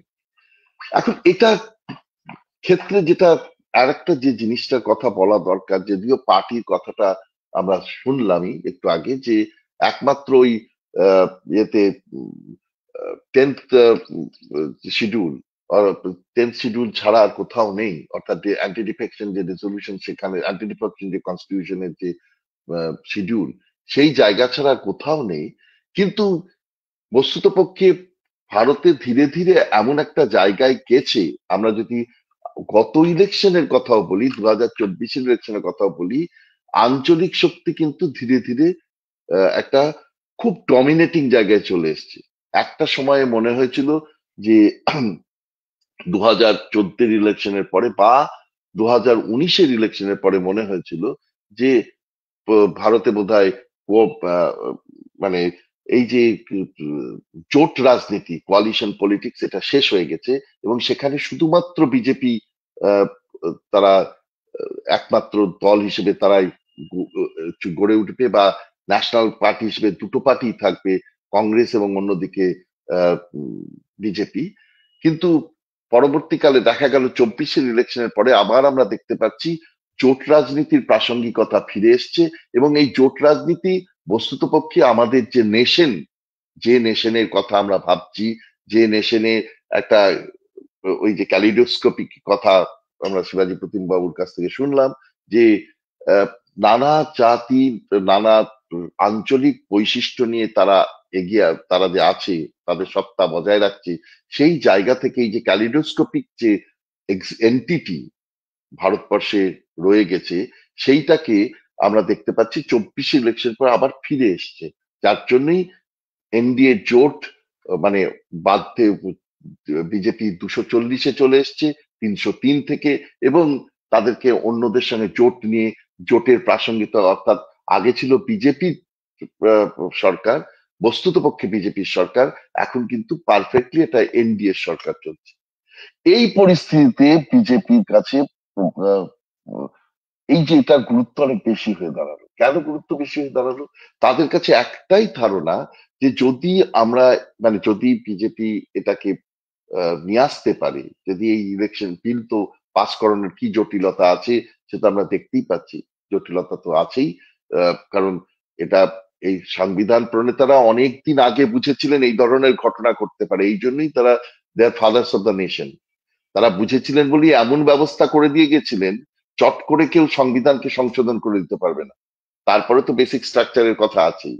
কারণ এইটা করতে গেলে এই যে 82 যে যে ধারাগুলোর কথা আমরা ওইখানে বলা হচ্ছে, অর্থাৎ 83, 85, 172, 174 এবং 356 ধারা, এই যে ধারাগুলোকে যদি বদলাতে হয়, এবং সেটা করতে গেলে দুটো কক্ষের উপস্থিত এবং ভোটদানকারী সদস্যের 2/3 দ্বারা, এবং অধিকাংশ সদস্যের মানে সব সদস্যের, মোট সদস্যের অর্ধেকের দ্বারা এটা পাস হতে হবে, এবং অন্তত পক্ষে 50% স্টেট দ্বারা সেটা পাস হতে হবে। এই মুহূর্তে সেই রকম জায়গায় বিজেপি নেই, বা বিজেপি শাসিত বিজেপি দলের যে এনডিএর যে শক্তি তার মধ্যেও নেই, এবং এটা হওয়াও ভীষণ কঠিন একটা ব্যাপার। এবং এই কারণেই যে এই মুহূর্তে এর বাস্তবতাই নেই। কিন্তু যেহেতু এই বিষয়টা এসছে, কেন বিজেপি আজকে হঠাৎ করে বিজেপি রাজনীতিতে এটা এত বেশি প্রাসঙ্গিক হয়েছে, এটা আমাদের বোঝা দরকার রাজনীতির ছাত্র হিসেবে।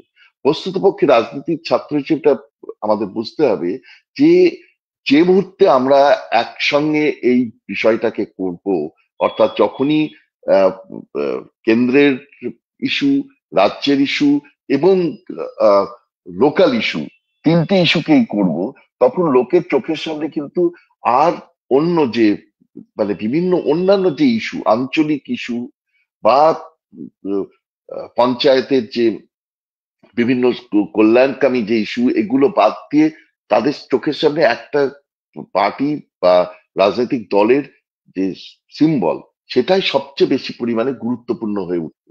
এবং ফলে যেটা হবে যে, এর যারা ন্যাশনাল লেভেলে, আমাদের তো মরিস ডুভার্জারের যে ফার্স্ট পাস পরিস্থিতি থিওরিতে আমাদের ইলেকশন হয়, আমাদের ইলেকশন রিপ্রেজেন্টেটিভ প্রপোর্শনাল রিপ্রেজেন্টেশনের ভিত্তিতে হয় না। এখানে মাল্টি পার্টির মধ্যে থেকে দুটো পার্টি, এবং দুটো পার্টির মধ্যে থেকে একটা পার্টিতে চলে আসবে।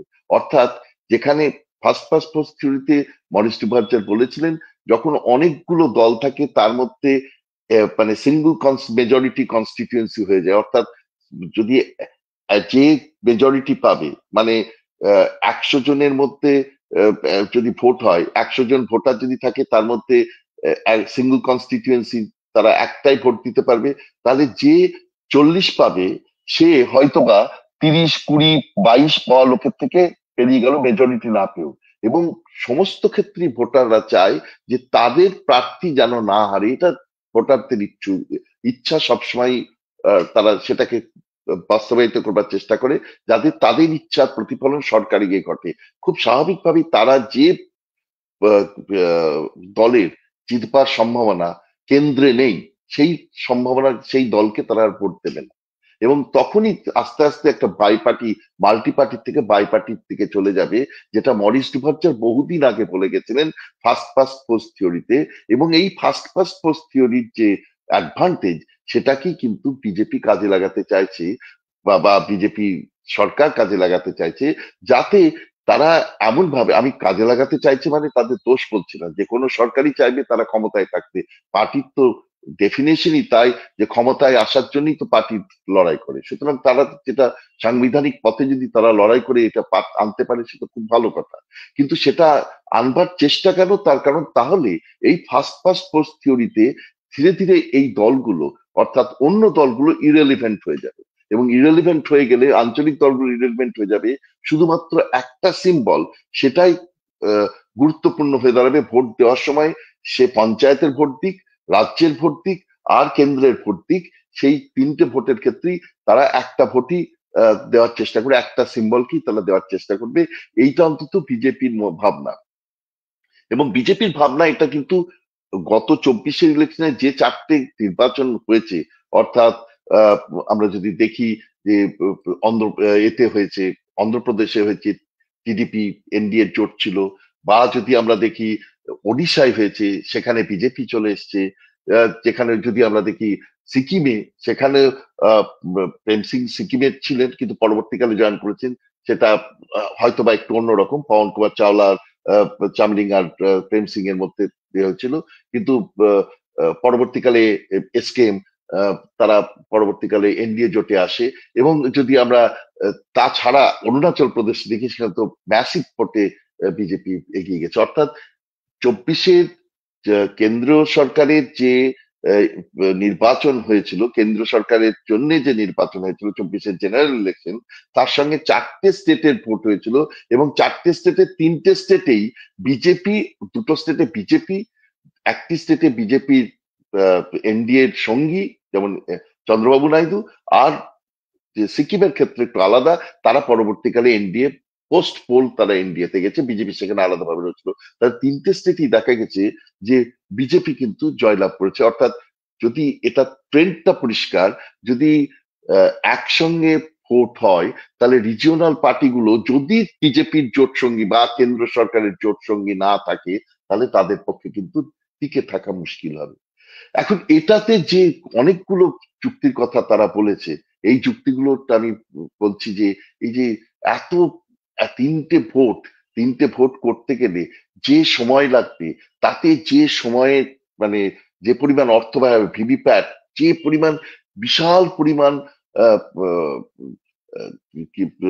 EVM machine, electronic voting machine, তার জন্য যে ইনভেস্ট করতে হবে, বা ভিভিপ্যাট জন্য যে কাগজে ইনভেস্ট করতে হবে, বা সমস্ত একসঙ্গে করতে গেলে যে পরিমাণ কেন্দ্রীয় ফোর্স লাগবে, এই সব কি করা বাস্তবিকভাবে সম্ভব? সম্ভব নয়। তা সত্ত্বেও এই জায়গাটায় যাওয়ার চেষ্টা করছে। অর্থাৎ অন্ততপক্ষে আমার ধারণা বিজেপি চাইবে, বা বিজেপি কেন্দ্র সরকার চাইবে যে অধিকাংশ স্টেট অন্তত যেখানে তারা আছে, তারা ভবিষ্যতে যদি এই নীতি তারা নিয়ে নিতে পারে, তাহলে যে যে স্টেট গুলোতে তারা আছে, কেন্দ্র এবং রাজ্য সরকারের সঙ্গে একসঙ্গে তারা ভোটটা করাবে, যাতে একসঙ্গে কেন্দ্র মানে জেনারেল ইলেকশনের সঙ্গে যে যে জায়গায় বিজেপি ডমিনেটিং জায়গা আছে, সেখানে একসঙ্গে তারা ভোটটা করাবে, যাতে বলবে, দাবি থাকবে যে রিসোর্স কম মানে রিসোর্সের খরচ বেঁচে যাবে। অর্থাৎ অনেক আমরা খরচ বাঁচানোর জন্য, উন্নয়নের জোয়ার আনবার জন্য বস্তুতপক্ষে এটা করছি, কিন্তু আসল লক্ষ্য থাকবে এটাকে নিয়ে আসার, অর্থাৎ কেন্দ্র বিজেপি সরকারকে প্রতিষ্ঠা করার।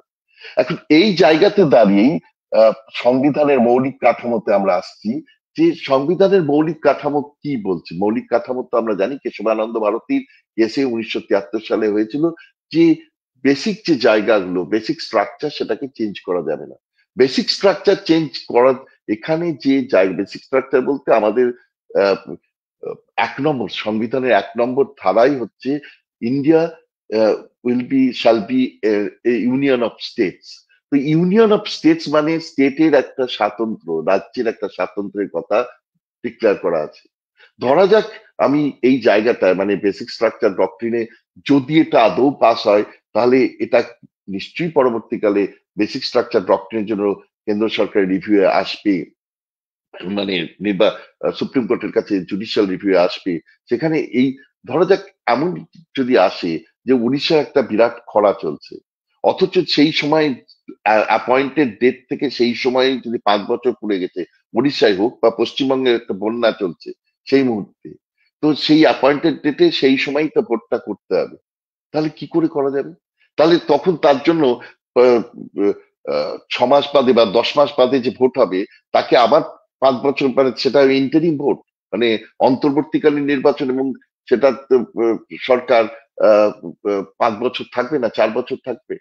তাহলে তো এই যে মানে 172 এবং 174-এর যে আর্টিকেল বলা আছে, যেখানে বলা আছে যে ডিউরেশনটা একবারে 5 বছর হবে, এই 5 বছরের যে ডিউরেশনের কথা বলা আছে তা সেটা কি খেলাপ করা হচ্ছে?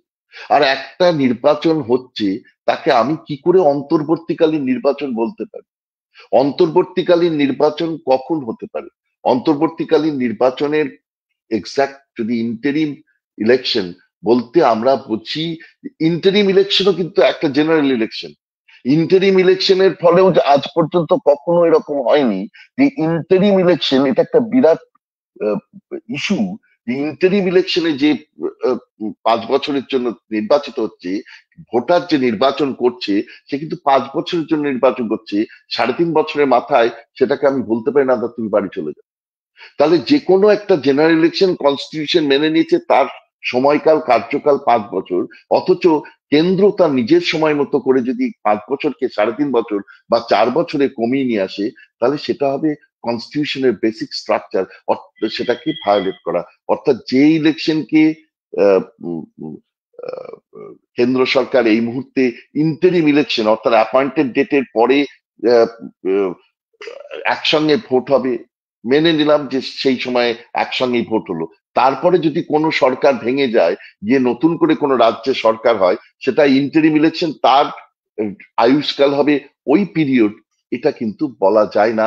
This is violating the basic structure of the constitution, যেখানে পরিষ্কার করে 172 এবং 174 বলে দেওয়া আছে যে লেজিসলেটিভ, এখানে বলে দেওয়া আছে legislative council of a state shall not be subject আমি বলছি ওদের duration of state legislature, every legislative assembly of every state unless sooner dissolved shall continue for 5 years, for 5 years from the date appointed for its first meeting and no longer, and the expiration of the said period of 5 years shall operate as dissolution of the assembly। এই কথাটা যে লেখা আছে যে কোনো কারণে সংখ্যাগরিষ্ঠতা চলে গেল, ভেঙে যেতে পারে, কিন্তু তাকেও 5 বছর সময় দিতে হবে, তারপরে যে ইলেকশন হচ্ছে তাকে আমি ইন্টারিম ইলেকশন বলবো কি করে? একটা ইলেকশনকে আমি আমার কথা ইন্টারিম বলে দিতে পারি। ইন্টারিম তখনই হতে পারে, কিন্তু ইন্টারিম ইলেকশনেও যেটা আসছে সেটারও কিন্তু মেয়াদ থাকবে 5 বছর।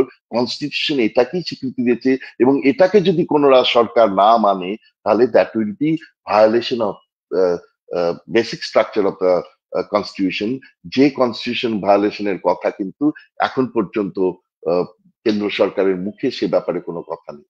আমি এটাই বলতে চাই যে এটা বাস্তবে এটা আসবে না, এটা নিশ্চিতভাবে আসবে না। কিন্তু এই ঘটনাটা তাহা সত্ত্বেও বিজেপি সরকার বা এনডিএ সরকার কেন এটাকে করছে?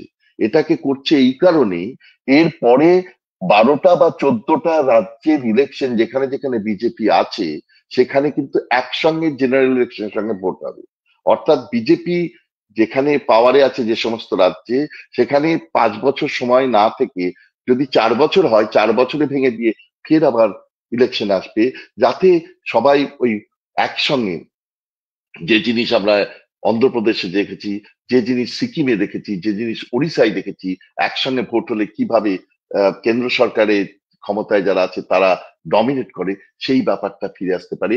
এবং এই বিষয়ের জন্য আজকের দিনে এই তাদের কাছে, মানে কেন্দ্র সরকারের কাছে, তারা জেনে বুঝে যে ওয়ান নেশন ওয়ান ইলেকশন এখন সম্ভব নয়, এটা তো বাস্তবেই সম্ভব নয়, কিন্তু তা করতে চলেছে। তার কারণ হচ্ছে তাদের মাথায় একটাই আছে, যে যে জায়গাতে বিজেপি ডমিনেট করছে সেখানে এই যুক্তিগুলো যদি প্রতিষ্ঠা পেয়ে যায়, তাহলে সেখানে কিন্তু তারা একসঙ্গে ভোট করবে, যাতে পরবর্তীকালে এই রাজ্যগুলোতে অন্তত তারা বিতাড়িত না হতে পারে যখন রাজ্যের ইলেকশন হবে। এইটুকু বলেই আমি আমার বক্তব্য শেষ করছি। ধন্যবাদ জানাচ্ছি রাষ্ট্রবিজ্ঞান চর্চা কেন্দ্র। অসংখ্য ধন্যবাদ স্যারকে। আমাদের কাছে কিছু প্রশ্ন এসেছে, আমি আপনাদের অনুমতি নিয়ে তাহলে প্রশ্নগুলো করতে পারি। হ্যাঁ, নিশ্চয়ই। হ্যাঁ স্যার স্যার। প্রথমে প্রশ্ন করেছেন, কমলেশ। কমলেশ বিশ্বাস প্রশ্ন করেছেন, বিদেশে কি কেন্দ্রীয় ও রাজ্য সরকারের নির্বাচন একসাথে হয় না, আলাদাভাবে হয়? আমেরিকায় কি হয়? কমলেশ বিশ্বাস কোচবিহার থেকে উনি প্রশ্ন করেছেন আর কি। বিদেশে না, কি কেন্দ্রীয় আমেরিকায় ও রাজ্য সরকার? হ্যাঁ হ্যাঁ স্যার বলুন স্যার। আ- হ্যাঁ, কমলেশ বিশ্বাসের প্রশ্ন ভালো প্রশ্ন যে অন্য জায়গায় কি হয়। আমেরিকায় তো নভেম্বরের যে ইলেকশন সেটা তো একদম তাদের জেনারেল ইলেকশনটা প্রেসিডেন্সিয়াল ইলেকশন, তাদের ফর্মটাও আলাদা এবং তাদের ফেডারালিজম খুব টাইট ফেডারালিজম। সুতরাং তাদের ইলেকশন কেন্দ্রের জেনারেল ইলেকশনের সঙ্গে একসঙ্গে হয় না। অর্থাৎ 4th নভেম্বর অন্য জায়গায় হতে পারে, কিন্তু সেটা যদি তাদের টার্মের মধ্যে পড়ে হতে পারে, কিন্তু সাধারণভাবে রাজ্যগুলোর যে নির্বাচন সেটা এই কেন্দ্রের যে 4th নভেম্বর যে ফিক্সড নির্বাচনের ডেট, সেই ডেট থেকে সম্পূর্ণ আলাদা। অর্থাৎ কেন্দ্রের ক্ষেত্রে আমেরিকাতে 4th নভেম্বর ইলেকশনের রেজাল্ট আসতেই হবে। এবং সেই রেজাল্ট মানে 4th নভেম্বর ইলেকশন হবে, ডিসেম্বরের 12 তারিখের মধ্যে রেজাল্ট আসতে হবে এবং 20 তারিখে প্রেসিডেন্ট জয়েন করবেন। এটা দীর্ঘ মানে সেই 1787 সাল থেকে চলে আসছে। সুতরাং আহ, আমরা যদি বলি যে তাদের ক্ষেত্রে এই নিয়মটা চালু আছে কেন্দ্রের ক্ষেত্রে। আর রাজ্যের ক্ষেত্রে আমরা যদি দেখি তাহলে আমাদের বলতে হবে যে তাদের নিয়মটা কিন্তু সম্পূর্ণ আলাদা। তারা তাদের সময় মতো তাদের টার্ম অনুযায়ী, মেয়াদ অনুযায়ী তারা তাদের নির্বাচন কন্ডাক্ট করে।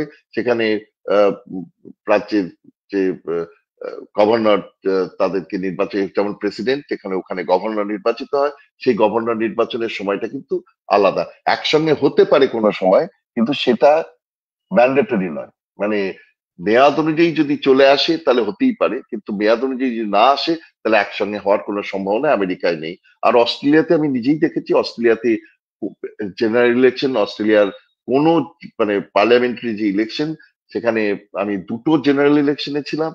সেখানে দেখেছি যে আহ, উম, আহ, সম্পূর্ণভাবে আমরা 2009 সালে এবং তারপরে আহ, আহ, একবার বোধহয় 2007 সালে ছিলাম, আর 2009 সালে দুবারই দেখেছি আমি যে এটা কোনোভাবেই আহ, এই দুটো একসঙ্গে চলে না। মানে আহ, কেন্দ্রের নির্বাচন সম্পূর্ণভাবে আলাদাভাবে হয়ে যায়, আর রাজ্যের নির্বাচন আহ, সম্পূর্ণভাবে আলাদাভাবে হয়। সুতরাং এই দুটোর সঙ্গে কোনো ম্যান্ডেটরি লিঙ্ক নেই। তো এই যে জিনিসটা আমাদের ওখানে উম, আমি দেখেছি, তাতে আমি মনে হয়েছে যে পৃথিবীতে এই জিনিস যে ফেডারালিজমের ক্ষেত্রে এটা কিন্তু কোথাও নেই। যে কানাডার ক্ষেত্রে আমি জানি না, কানাডার ইলেকশনের পরে কানাডার সম্বন্ধে আমি নেই। আমেরিকা জানি এবং অস্ট্রেলিয়া জানি। এই দুটো জায়গাতেই যে ফেডারালিজম, সেই ফেডারালিজমের কিন্তু 6 স্টেটের ইলেকশন অস্ট্রেলিয়াতে আলাদাভাবে হয়, আর এর যে নির্বাচন, জেনারেল যে নির্বাচন, সেই নির্বাচন আহ, আলাদাভাবে হয়। সুতরাং সেই দিক থেকে বলা যেতে পারে যে বিদেশে আহ, বা ডেভেলপড কান্ট্রিজে যেখানে ফেডারালিজম আছে, সেখানে কিন্তু এই অটোনমিটা স্টেটের হাতে আছে। তারা মেয়াদ পরিপূর্ণ করবার পরই তারা তাদের নির্বাচনে যায়।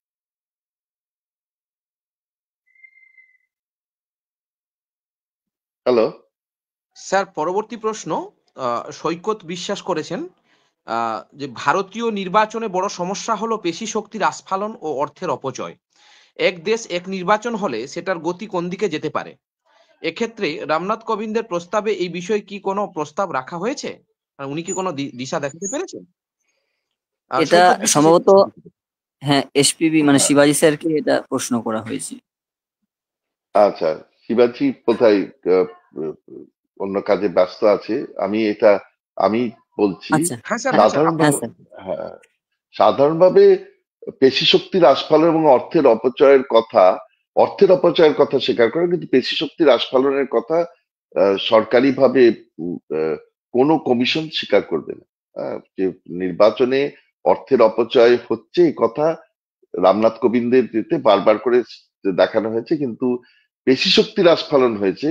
আমি 18,636 পাতা পড়িনি, কিন্তু তার যে যে জায়গায় পেয়েছে সেখানে পেশি শক্তির আস্ফালন নিয়ে কোনো কথা নেই।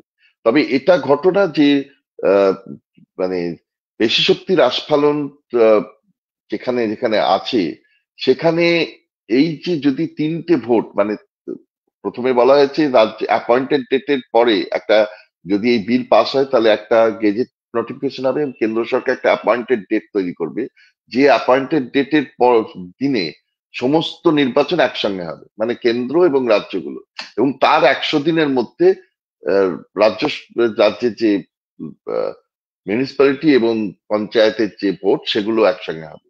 কিন্তু এটাতে বিশেষ করে আমি মানে সমস্ত রাজ্যেই তো আছে, পশ্চিমবঙ্গে এবং ত্রিপুরায় বাঙালির সঙ্গে এই পেশি শক্তির আস্ফালন ভীষণ ভাবে যায়, অর্থাৎ সে সিপিএম আমলেও বটে, তৃণমূল আমলেও বটে।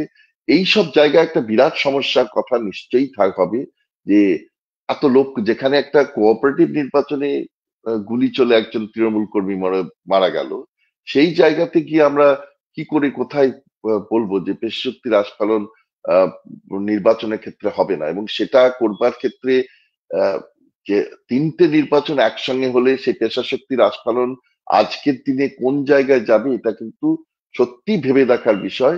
এবং আহ, এটা আহ, মানে শুধুমাত্র আমি এর ক্ষেত্রেই বলছি না, আহ, বিভিন্ন উত্তরপ্রদেশে বা অন্যান্য জায়গায় যেখানে বিজেপি শাসিত সরকার আছে সেখানেও মানে ত্রিপুরাতে তো বিজেপি শাসিত সরকার, কিন্তু সে সব জায়গাতেই এই সমস্যাটা কিন্তু একটা বিরাট সমস্যা, যে পেশি শক্তির আস্ফালন দিয়ে কিভাবে নির্বাচনে জয় নিয়ে আসা যায়। এ ব্যাপারে রাজনৈতিক দলগুলির আহ, একটা মাসলম্যানদের নিয়োগ, এবং সেই জায়গা থেকে বেরিয়ে আসা কি সম্ভব হবে এই, নাকি আরো বেশি জটিল গহ্বরে চলে যাবে, এটা কিন্তু ভেবে দেখার মতো পয়েন্ট।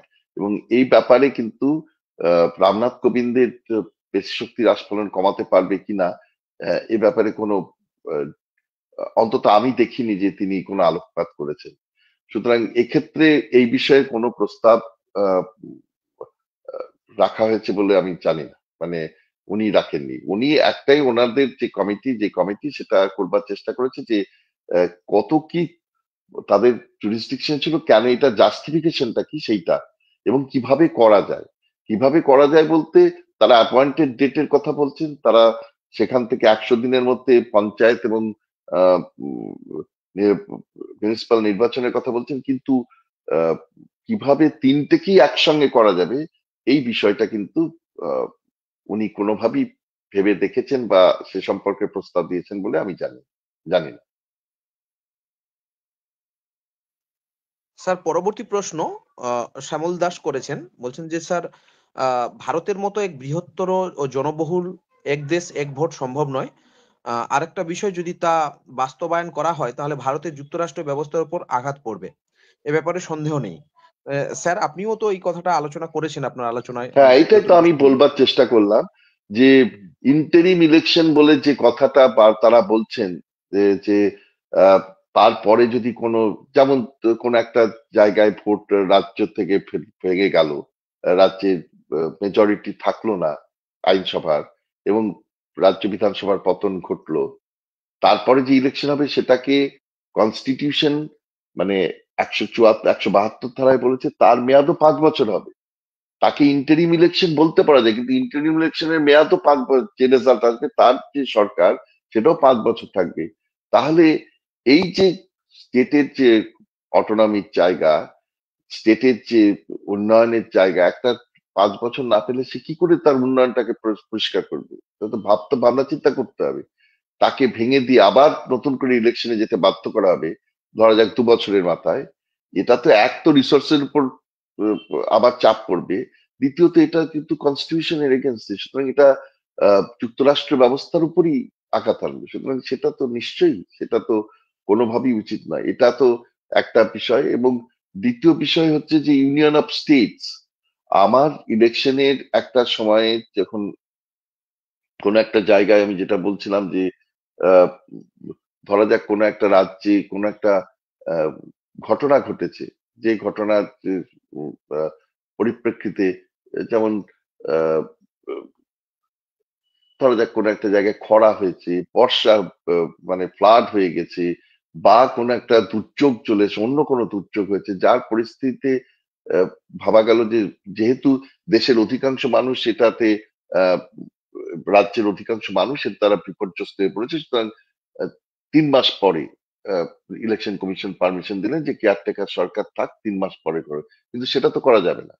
বা তার এই যে ধরনের ব্যাপার, এটা তো হতেই পারে যে আহ, যে মুহূর্তে নির্বাচন একসঙ্গে করার চেষ্টা করা হচ্ছে, সেই মুহূর্তে সেই জায়গায় সেই দেশে রাজ্যে নির্বাচন করবার মতো পরিস্থিতি নেই, তাহলে কি হবে? এই বিষয়গুলো ভাবার দরকার। সেটাও তো যুক্তরাষ্ট্রের ব্যবহার, কারণ সেটাও তো তাদের উপর আঘাত, অর্থাৎ আহ, যে যুক্তরাষ্ট্র কাঠামো সেটার উপর আঘাত। সেই দিক থেকে এটা নিশ্চয়ই আঘাত পড়বে বলে আমার মনে হয়। শ্যামলের প্রশ্নটা ঠিক। স্যার, পরের প্রশ্ন শ্যামল দাসই করেছেন। উনি বলছেন যে এমনিতেই ভারতের রাজনীতিতে প্রতি অনীহা যেভাবে বাড়ছে, এক দেশ এক ভোট হলে সেটি কি আরো বাড়তে পারে স্যার?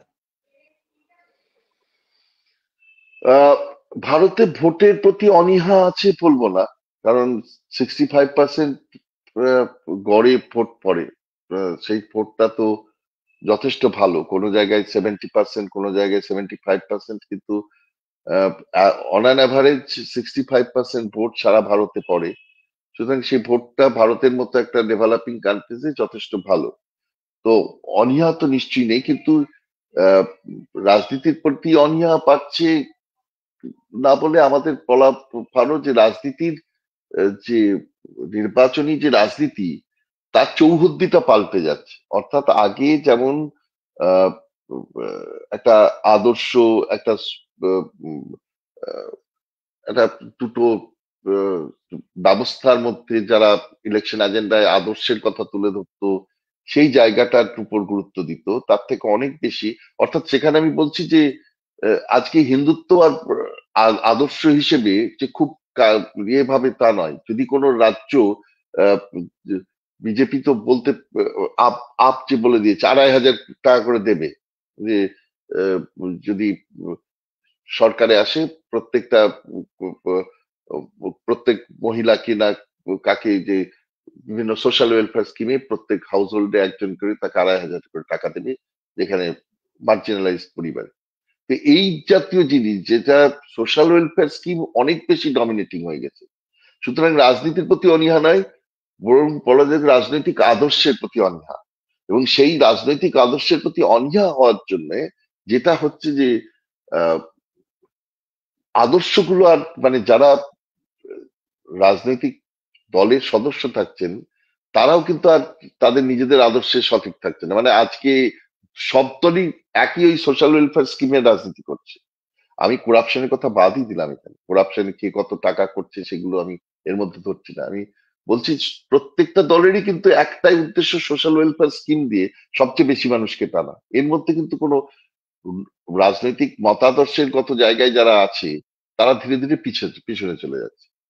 সুতরাং এই জায়গা থেকে দাঁড়িয়ে আমরা বলতে পারি যে প্রত্যেক রাজনীতির চৌহদ্দিটা, রাজনীতির যে পরিধি, সেটা অন্য কিছুর উপর ভিত্তি করে গড়ে উঠছে। যে আগের যে রাজনৈতিক মতাদর্শ, সেইটা আস্তে আস্তে হারিয়ে যাচ্ছে এবং রাজনৈতিক আদর্শের প্রতি অনীহা কমে আসছে।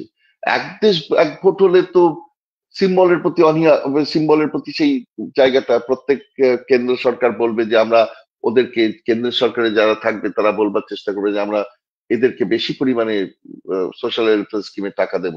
সুতরাং এই যে জায়গাটা, এটা কিন্তু একটা আহ, খুব কি বলবো, গলতা জায়গা। সেই জায়গার মধ্যে যদি ঢুকে যায় রাজনীতি, তাহলে কিন্তু এক দেশ এক ভোট হলে আহ, রাজনৈতিক আদর্শটা একবারই চলে যায়। রাজনীতির ক্ষেত্রে শিক্ষাগত যোগ্যতার মাপকাঠি রাখা সম্ভব? শোভন মন্ডল প্রশ্ন করেছে। শিক্ষাগত যোগ্যতার মাপকাঠি, আমি ওই যে মিলের যে তত্ত্ব, সেই তত্ত্ব education should be the basic criteria of representation, এইটা আমি একদম মনে করি না। কারণ অনেক ডেমোক্রেসিতে অনেক আমরা দেখেছি যারা একদম নিচুতলা থেকে উঠে আসে, রাজনৈতিক শিক্ষা অন্য ধরনের, তার মতাদর্শ যদি তিনি সততা সেগুলোকে বজায় রাখেন, দায়বদ্ধতা বজায় রাখেন, তাহলে ফর্মাল এডুকেশন না থাকলেও কিছুটা ফর্মাল এডুকেশন নিশ্চয়ই দরকার। যে ফর্মাল এডুকেশন না থাকলে প্রত্যেক দিন পার্লামেন্টে 65-66 পাতা করে যে নোটগুলো আসে, সেই সে নোটগুলো তার পড়াও সম্ভব নয়, তাকে অন্যের কাছে সাহায্য নিতে হবে। কিন্তু একটা নির্দিষ্ট পড়ার যোগ্যতা থাকার পরে তার শিক্ষাগত যোগ্যতা নির্দিষ্ট একটা মাপকাঠি না পেলে হবে না। এইটা আহ, আহ, মিলের যে তত্ত্ব যে representation must be president by education, criteria of education, সেইটা আমি মনে করি না সেটা আহ, উচিত নয়, desirable, neither desirable nor possible. ইন্ডিয়াতে তাহলে একটা মানে কি বলা যাবে 40% লোক হয়তোবা নির্বাচনী আওতার বাইরে চলে যাবে, সেটা তো কাম্য নয়। সুতরাং ইন্ডিয়ার ক্ষেত্রে এটা কাম্য নয়, ইয়ে নয়। নির্মল রায় বলছে বর্তমান চলমান নির্বাচন ব্যবস্থার সুবিধা অসুবিধা এবং যে নির্বাচন ব্যবস্থা অর্থাৎ এক দেশ এক নির্বাচন প্রচলন করার চেষ্টা চলছে সেই ব্যবস্থার সুবিধা অসুবিধা আলোচনা করে দেখা যায় কোনোটাই শ্রেয় নয়। তবে রাষ্ট্রের জন্য বিকল্প ব্যবস্থা কি নেওয়া দরকার? আহ, সুবিধা অসুবিধা তো আমরা দেখতেই পাচ্ছি, সেই সুবিধা অসুবিধাগুলো তো ওরা বলেছেন বিরাট নোট দিয়ে। গভর্নমেন্ট যে বর্তমান নির্বাচন ব্যবস্থার যে অসুবিধার কথা তারা বোঝাবার চেষ্টা করছে, যার জন্য তারা মনে করছেন আহ, নতুন নির্বাচনী ব্যবস্থা নিয়ে আসা দরকার। অর্থাৎ তারা মনে করছেন রিসোর্সের অপচয় হচ্ছে, তারা মনে করছেন উন্নয়ন বাধাপ্রাপ্ত হচ্ছে। এই সমস্ত জায়গা, যে জায়গাগুলোতে যে নতুন যে করে আবার ভাবনা চিন্তা করার দরকার, আহ, সেইটার কথা বলছে। কিন্তু এটা যদি নির্বাচন প্রকল্প করে যদি আমরা বিকল্প ব্যবস্থা কি নেওয়া যাবে এই মুহূর্তে, কিন্তু আমি মনে করি না যে যে যে কোনো বিকল্প ব্যবস্থায় আসুক সেই বিকল্প ব্যবস্থা তার কিছু ভালো দিক থাকবে, আবার কিছু খারাপ দিক, অনেক খারাপ দিক থাকবে। আমরা একটা ব্যবস্থাতে আহ, অভ্যস্ত হয়ে গেছি। আমাদের যদি কনস্টিটিউশন যদি আমেরিকাতে 200 বছরের উপর ধরে যদি 225 বছর ধরে আহ আমেরিকাতে যদি চলতে পারে 1787 থেকে আজকে যদি আমরা 13 24 237 বছর সেখানে চলে যেতে পারে, প্রায় 250 বছর ধরে চলতে পারে, তাহলে আমাদের প্রতি মুহূর্তে 10টার বেশি সংশোধন হয়নি। তা সত্ত্বেও তো তারা যথেষ্ট ভালোভাবে আছে। তো আমাদের প্রত্যেক কথায় কথায় এরকম সংশোধন করে একটা বিকল্প ব্যবস্থা নেওয়ার কোনো প্রয়োজন হয় না। কনস্টিটিউশন আফটার অল একটা জার্নাল নয় যে একটা যে আসলো ম্যাগাজিনে, তারপরে পরের দিনে আবার নতুন আর একটা জার্নাল আসবে। এইটা ভাবা উচিত না। সুতরাং এটা অন্যভাবে দেখা দরকার। হুম। স্যার এটাই ভোট প্রচার, শেষ প্রশ্ন। হ্যাঁ, হ্যাঁ, আমার সুপ্রভাত জানা লিখেছে ভোট প্রচার নিষিদ্ধ আইন কি আনা দরকার যেখানে একটা বড় অর্থ ব্যয় হয়ে থাকে? না, ভোট প্রচার নিষিদ্ধ আইন প্রচার নিষিদ্ধ আইনের কথা বলা হচ্ছে না। প্রচারের জন্য যে এই যে ইলেকটোরাল বন্ড, এটা আসলেই প্রথম যেটা হচ্ছে যে প্রত্যেকটা রাজনৈতিক দলই, একমাত্র এই ক্ষেত্রে বলতে হবে যে সিপিএম কেরলে থাকা সত্ত্বেও সিপিএম কিন্তু একটিও টাকা নেয়নি এবং তার জন্য তারা ইলেকট্রাল বন্ড, তারা সমস্ত কিছু তথ্য জানিয়েছিল এবং তারাই প্রথম সুপ্রিম কোর্টে কেস করে। সিপিএম এর কেসের ভিত্তিতেই কিন্তু পরবর্তীকালে সুপ্রিম কোর্ট রায় দেয় যে ইলেকট্রাল বন্ড কোনোভাবেই নেওয়া যাবে না, এটা বেসিক রাইটস ভায়োলেট করছে, হিউম্যান রাইটস কে, মানুষের ফান্ডামেন্টাল রাইট কে ভায়োলেট করছে, রাইট টু নো। তো এই যে রাইট টু নো, এটা প্রচারের জন্য অর্থ ব্যয় করা হোক, কিন্তু অর্থটা পাবলিক ডোমেনে থাক, যে সেইটাই তো হয় না। প্রচারের জন্য যে অর্থ ব্যয় করা হচ্ছে সেইটা কত অর্থ ব্যয় করা হচ্ছে সে ট্যাক্স দিয়ে ব্যয় করুক না, তাতে আমাদের আপত্তি কি? যদি কেউ একটা ট্যাক্স দিয়ে একটা নির্দিষ্ট পরিমাণ অর্থ ব্যয় করতে পারে তো করুক, কিন্তু যে করাপ্ট মানি বা ব্ল্যাক মানি সেটাকে নির্বাচনে খাটানোর যে প্রচেষ্টা চালানো হয় সেইটাকে নিষিদ্ধ করা দরকার। অর্থাৎ যদি কোনো নির্বাচনে প্রচার করা হয় সেই প্রচারের ব্যবহৃত টাকার যথাযথ সোর্স আছে কিনা, উৎস আছে কিনা, সেইটা যাতে দেখবার জন্য ইলেকশন কমিশনের হাতে আরো বেশি ক্ষমতা দেওয়া দরকার। এইটা আমি সবসময় মনে করি, কিন্তু প্রচারের অর্থ তো নিষিদ্ধ কখনোই করা উচিত। স্যার অসংখ্য অসংখ্য ধন্যবাদ। তো স্যার আমাদের এই প্ল্যাটফর্মে উপস্থিত থাকার জন্য। তো স্যার মাঝখানে কিছু প্রযুক্তিগত সমস্যার জন্য স্যার আমি বা প্রকাশ স্যার যোগ হতে পারিনি, সেই জন্য স্যার সত্যি আমরা খুব মানে কি বলবো স্যার, খুবই স্যার আমরা লজ্জিত স্যার, আমাদেরকে ক্ষমা করে দেবেন। বিশেষ করে শিবাজী প্রতিম বসু স্যারকে বলছি যে স্যার, আমরা পরবর্তীকালে আমরা চেষ্টা করব যাতে আমাদের এই সমস্যাটা যাতে না হয়। তো স্যার যদি মানে কি বলবো, ছাত্র রূপে হ্যাঁ, যদি কিন্তু আমাদেরকে ক্ষমা করে দেন। একটু সমস্যা হয়েছিল, ও খুব একটু ক্ষুব্ধ হয়েছে, এটা আমি বুঝলাম। যাই হোক, একটু স্যার আমাদের আমাদের তরফ থেকে স্যার এটা স্যার একটা আবেদন থাকলো বলে যেতে পারে স্যার, বা অনুরোধ থাকলো। তো স্যার তো একটু আমরা ছাত্রদের ওপরে কখনো বেশিক্ষণ রাখতে পারি না, কিন্তু তোমরা তো এখানে যারা এসছো রাষ্ট্রবিজ্ঞান চর্চা কেন্দ্র পশ্চিমবঙ্গ, তো সেটাও তো আহ, তাদেরও তো একটু আজকালকার দিনে তো এটা আরেকটু এফিশিয়েন্ট হতে হবে। আমরা বেশিক্ষণ, কারণ এখানে প্রকাশ আমার সরাসরি ছাত্র, আরো হয়তো কেউ কেউ ছাত্ররা আছে, কিন্তু যেটা স্যার এবং আমরা দুজনেই যে কেউ নেই, হঠাৎ করে দেখলাম আমরা কেউ নেই, হ্যাঁ, হঠাৎ করে এটাই খুব রবিনের গলা শোনা যাচ্ছে না। এটা তো তোমরা তো এগুলো পরে প্রচার করবে, সেক্ষেত্রেও অসুবিধা হবে, এবং তোমরা যত এফিশিয়েন্ট হবে, যাতে এমন ভাবে নিজেদের তৈরি করতে হবে যাতে তোমাদের চর্চা কেন্দ্রে লোকেরা আসতে চায়। তো এইটাও হবে, তোমাদেরও যথেষ্ট জিজ্ঞাসু এবং বিনয়ের সঙ্গে কিন্তু এফিশিয়েন্ট হতে হবে। আজকালকার দিনে এই টেকনিক্যাল হিচেস যাকে বলে, হিচেস অ্যান্ড গ্লিচেস থাকবেই।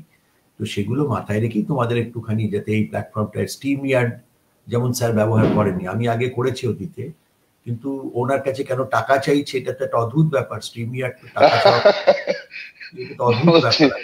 হ্যাঁ, 100 টাকা দিলে তবে 100 টাকা দিলে যাই তো হোক। এটা কি নিশ্চয়ই, তার মানে স্ট্রিমি আর্ট কিন্তু আমি অনেকে, যেমন সুদীপ্ত সেনগুপ্ত, ওরা একটা হুম, চ্যানেল করে, করে ওদের ফোর্থ পিলার বলে, সাংবাদিক সুদীপ্ত সেনগুপ্ত, আমি অনেকবার আচ্ছা, সুদীপ্ত দেখেছি। তো ওরা স্ট্রিমি আর্টই করে, স্ট্রিমি আর্টে অনেকেই করে, কিন্তু এরকম কোথাও আমিও এখানেও গিয়ে দেখলাম যে না ফেসবুকে আমি তাহলে একটু ভালো করে রপ্ত করবো, মানে আমার ওরা ঢুকতে বলছে হবে, ব্রাউজার। আমাকেও বলছে যে ফেসবুকের ব্রাউজার নাকি কোন, এইগুলো যদি বলো তাহলে তো অসুবিধা হবে। সেগুলো তোমরা দেখে হ্যাঁ, নাও, এইসব টেকনিক্যাল হিচেস তোমরা আরো নতুন জেনারেশনে আমাদের থেকে, রবিনের থেকে অনেক বেশি তোমরা টেকনিক্যালি স্যাভি, টেকনিক্যাল নেট টেক স্যাভি যাকে বলে, সুতরাং তোমাদের আর একটুখানি এই ব্যাপারে মনোযোগ দেওয়া। এনিওয়ে, অনেক ধন্যবাদ। রবিনেরও অনেক বক্তব্য ধন্যবাদ। শুনলাম, মাঝখানে ফোন এসেছিল, তবুও আমি শুনলাম। সবাই মিলে তোমরা নিশ্চয়ই বুঝতে পেরেছো যে আজকেকার যে কথা। ঠিক আছে, তোমরা ধন্যবাদ দিতে হয়, ধন্যবাদ দিয়ে শেষ করো তাহলে। হ্যাঁ, অসংখ্য ধন্যবাদ স্যার, অধ্যাপক শিবাজী প্রতিম বসু স্যারকে এবং অধ্যাপক রবীন্দ্রনাথ ভট্টাচার্য স্যারকে। তো আজকের আলোচনা আমরা এখানেই শেষ করছি। সকলকে শুভরাত্রি। শুভরাত্রি, থ্যাংক ইউ। শুভরাত্রি।